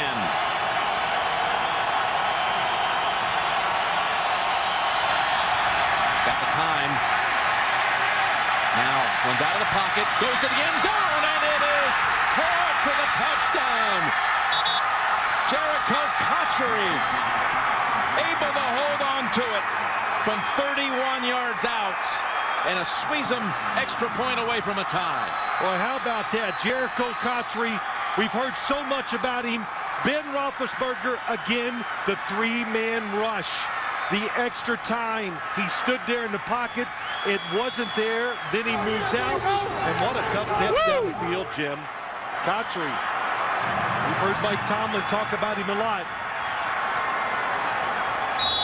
That was some catch by Cotchery, who surprisingly had a drop on an easy throw that would have been a huge gainer in the first half. Makes up for it here. Greg Warren snaps it back. Extra point, ties it. Tied at 23. The former Jet, Jericho Cotchery, with the tying touchdown. Well, let's just take a look at it, Jim. I'm just going to play it. And when you look at this play, the first thing is you look at it. Look at the three rushers. So you're the quarterback. They're down the field. All that time, nobody open. So Ben Roethlisberger, for really the first time, breaks the pocket. And then we talked about it. The receivers, they don't stop working. And that move, and what a catch by Cotchery. Just one play after Bailey had a great chance for the interception. And Ramon Foster comes and double teams Von Miller. That ensured Roethlisberger getting out of the pocket. And how about this? Just past the outstretched arm of DJ Williams. Oh, look at that, a double catch, and still holds on after the hit. Cotchery. Who caught it by the nose. And just re-grips it as he's getting ready to get hit again by Bush. Ben Roethlisberger resilient again. Well, you know, you look at it, Jim, all of a sudden here in the fourth quarter, we see him moving around more, running with the football. Yeah, rolling out on that pass. Couple of scrambles that were crucial as well in this second half. Willis, this should be returnable, and we finally have a kick return, but not for much. Down at the 15. Brought down there by Jason Worlds. Coming up, the Subway postgame show. JB, Dan, Shannon, Boomer, Coach Cowher, with a wrap-up of the NFL Wildcard playoffs and the latest playoff news on the Subway postgame show.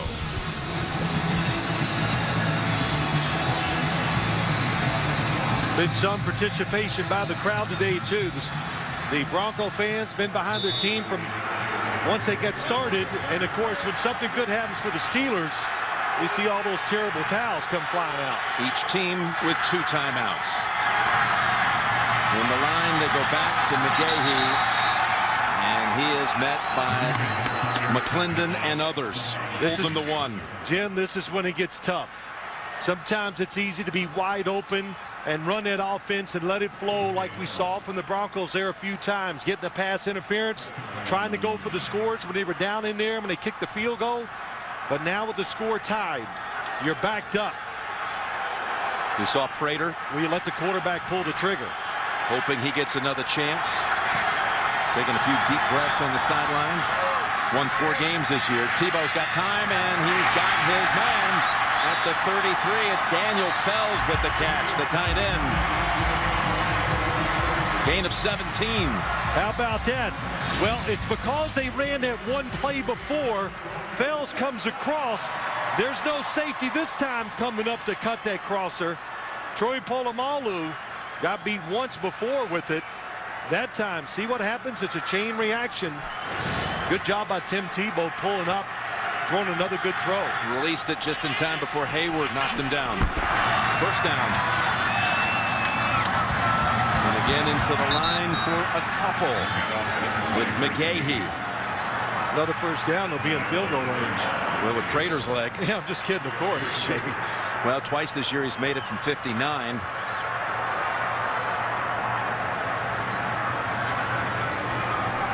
Already getting some encouragement on the sideline. And they're going to run it down to the 2-minute warning. 2 timeouts for each side coming out of it.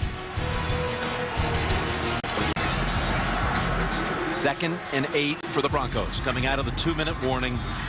Ball at the Broncos 35. The winner to play New England next Saturday night in the divisional round.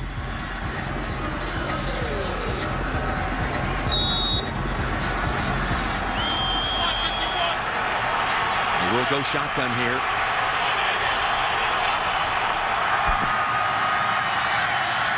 Pocket collapsing on Tebow. Tries to break away. It somehow does. Down the field and incomplete. So 3rd and 8 coming up. Pressure from Woodley and Cameron Hayward. The rookies had a very active game here, pinch hitting for Kiesel.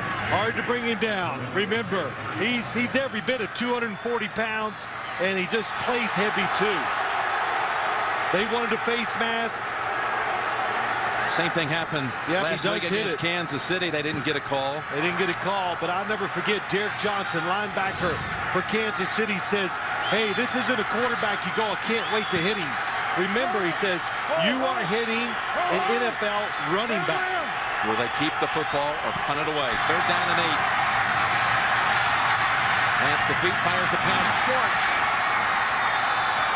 He was going to Demaryius Thomas, and now Colquitt will come out to punt. He had him. The protection, they blitzed. Look at the pocket. It's pretty good.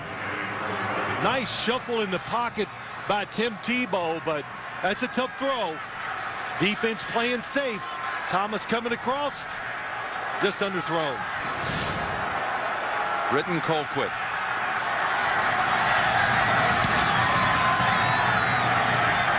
Didn't catch all of this one. Fair catch signal. Kind of half-hearted. Brown wasn't even sure if he had called it officially. He was ready to start dancing around and taking off. But it's a 40-yard punt, no return. And Roethlisberger has 137 to operate with and 2 timeouts. And we have the Subway post-game show on standby back at Studio 43 in New York. JB, Dan, Shannon, Boomer, Coach Cowher. I got to give it. You think about this game, the Steelers, just all the adjustments they've had to make today on the fly. Roethlisberger, the center's out. Different left tackle in now. They're running back, Mendenhall. Injuries on the defensive side, and here they are with a chance to win the game.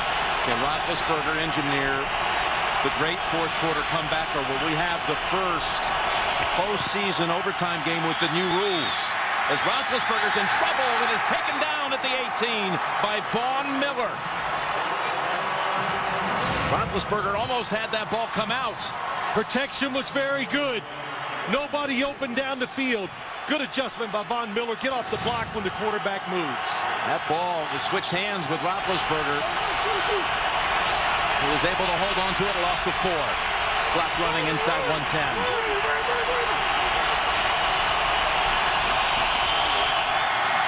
Roethlisberger.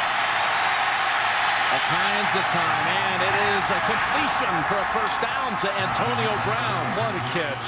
What a catch. How about the time? The time, but to stand in there so close. I thought it was going to be knocked out of his hand. He stood that pocket where it's collapsed about 1,000 times in his career. Not easy to make Ben Roethlisberger panic. They don't use the timeout at 34 seconds. Down the field they go, and another great catch. This time it's Sanders. The 2 young receivers, Brown and Sanders, who don't get all the attention that Mike Wallace does. But big catches on the last 2 throws. 18 picked up here. Jim, safety blitz. They're ready for it again. The up the field, the little routes. But how about the catch the play before? Oh, what a nice move. You win at the line of scrimmage. Antonio Brown, it was nice, kept working, and he actually caught that football when it was by him. Got his hands behind his body and still made the catch. And the Steelers take their 2nd timeout with 25 seconds remaining, and Sweezum knowing it could come down to his right foot. You know, it's 25 seconds, 1 timeout. You don't have to be greedy here in this stadium when you talk about footballs, or kicking field goals, I should say. Because don't you think, Jim, it's easy 10 yards shorter than the distance says. No question about it. Sweezum's career long is 52. I watched them during warm-ups, both kickers. In 55-yard field goals, they make them look like it's nothing. They hit the net behind the goalpost, which is another 15 yards. His longest this year was a couple of weeks ago out at San Francisco from 51. Of course, when they kick it, in these situations during warm-ups, I should say, the game's not on the line. Boy, nice job. Looks like he gets his hands underneath it.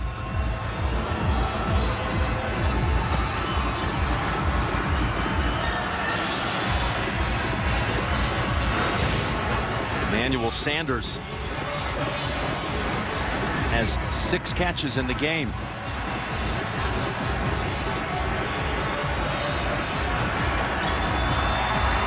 Well, John Fox's team, high drama most of the year, fourth quarter, late stages. But normally, it's his team that has the ball. Looks like a blitz. On first down from the 45 of Denver. Roethlisberger wanted, unloaded, the ball is out, and he falls on it back at the 43. Watch the clock here. It was Dumerville who knocked it loose. It's a 3-man rush again. Lots of time. You're right, Jim. Elvis Dumerville dives and knocks it out of his hand. Last timeout has to be taken here by the Steelers. And they're all the way back at the 43. A loss of 11. Boy, what a job. Elvis Dumerville, Von Miller, haven't heard much from him in the last few weeks, but today they have played hard and they've played well, Jim. Made some big plays. How big is that recovery? Had Denver fallen on it, you already would have been in Prater range.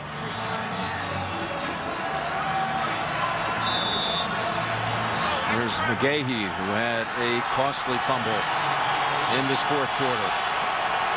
3-man rush will give Ben Roethlisberger time to move and still throw it down the field, and maybe they can spike it to get the field goal try. And it is. Coming in on Roethlisberger. Shakes off the hip, throws, batted away by Bailey. Big time play. That was going to Hines Ward.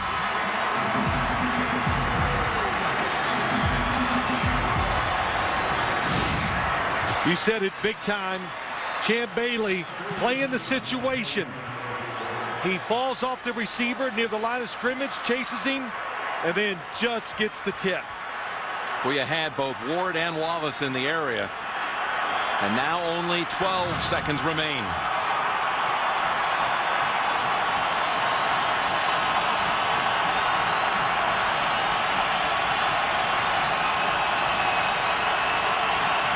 Tackle him inbounds, and the game will go to overtime. There's a flag from the defensive backfield area. It's going to be a delay of game.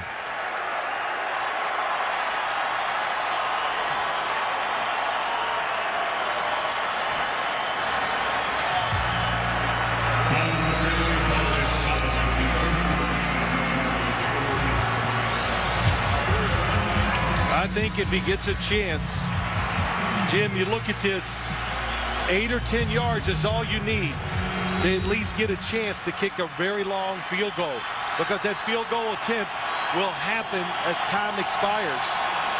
Well, if you got 10 yards, they'd be asking for 67, 68-yard field goal. But you got to get out of bounds first. That's the hard part.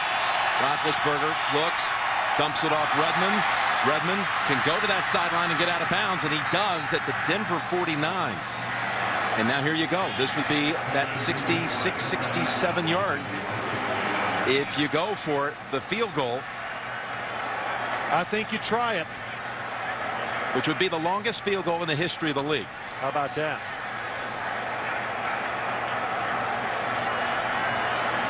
Well, Sweezum looked like he was ready to go. They're not going to take the chance, because if they try it, kicks it low, gets blocked, who knows what happens. So Big Ben, who got his name Big Ben because of a Hail Mary pass he completed his sophomore year in college at Miami University to win a game, will not get a chance to get it away. We're going to overtime. Robert Ayers puts an end to that. Good strategy. Don't give him the extra time. What they do, they actually blitz him in this situation. You have 5 rushers. because they're not going to let him run around and throw one into the end zone. Great strategy by Dennis Allen, defensive coordinator. And Ayers, another key figure today, played very well. I don't know why you don't see that more often. I agree with what you say about Dennis Allen. So often you see a three-man rush. The quarterback's got all day and gets the heave to the end zone, then anything can happen. But they rush 5, and we're going to overtime, and we've got the first non-sudden death overtime game in NFL history. The same two teams that played the NFL's first ever regular season overtime game back on September the 22nd, 1974. It was here, not at the stadium, just right a few hundred yards away at Old Mile High. Well, we talked to both teams about what are you going to do if it goes to overtime. You know, Jim, there's a little strategy. We'll talk about it. But both coaches said you have to take the football if you win the coin toss. Well, it's not the usual overtime scenarios you're accustomed to seeing. And this rule was enacted about 20 months ago at some league meetings. It never was enacted, never came into place last year. It was never needed in last year's postseason. But here you go. Both teams are guaranteed a possession unless the team that has the first ball, football first, scores a touchdown.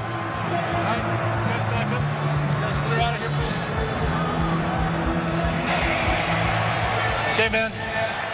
In overtime, in the playoffs, there are unique timing rules, unique playoff rules. Each team is entitled to an opportunity to possess the ball, with two exceptions. If the team on defense scores in any fashion, the game is over. If the team that gets the first possession scores a touchdown, the game is over. Otherwise, each team has to have the opportunity to possess the ball. Timing is as if we're starting a new game. All set? Your choice. You called tails.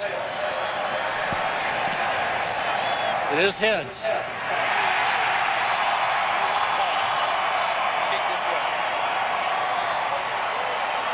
Denver's won the toss. He likes to receive.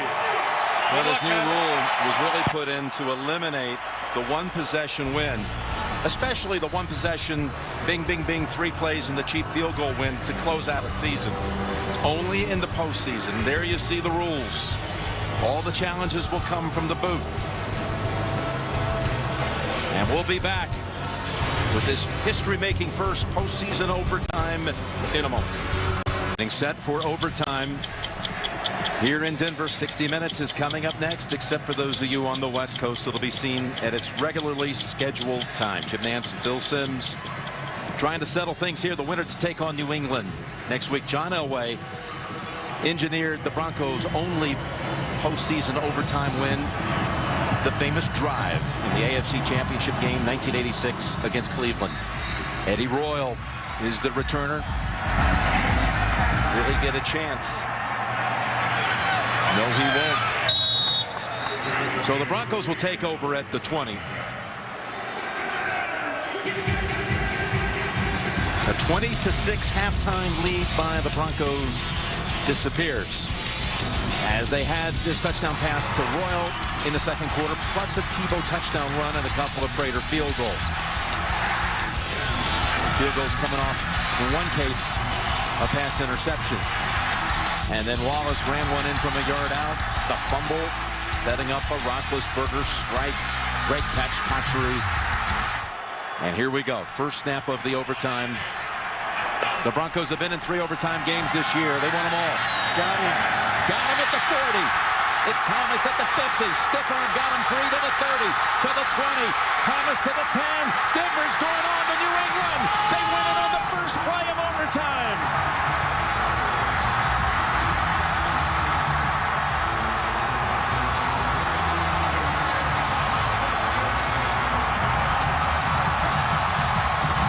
The new rules.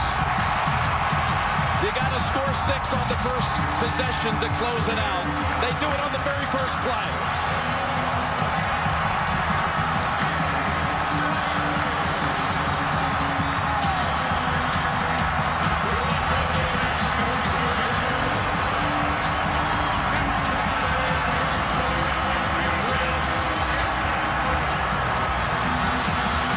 He was open at the 40. Tebow hit him in stride, and there was a stiff arm by Thomas delivered at midfield that basically ended the game. They played run defense. Nobody back in the middle of the field to help. We've said it, Jim. That's their number one play-action pass. They throw it almost always to Tim Tebow's left side. And let's look at it. Thomas to the top of the screen, just runs this route. We've seen it a few times. Look, nobody's in the middle. Everybody at the line of scrimmage playing run. Nice fake. Oh my gosh, nobody back. And Thomas, how about that speed? Outrunning both defenders for the touchdown. Ryan Mundy and Ike Taylor were the two back deep. And it's the stiff arm on Taylor that set him free. It almost, Jim, had to be a mistake for Ike Taylor to be on the outside with nobody helping him inside. But Monday, they've done it so much today. Where both safeties near the line of scrimmage, the Broncos, hey, they opened it up. That's why they won the game today. Watch the stiff arm. Oh, Thomas, big receiver out of Central Florida.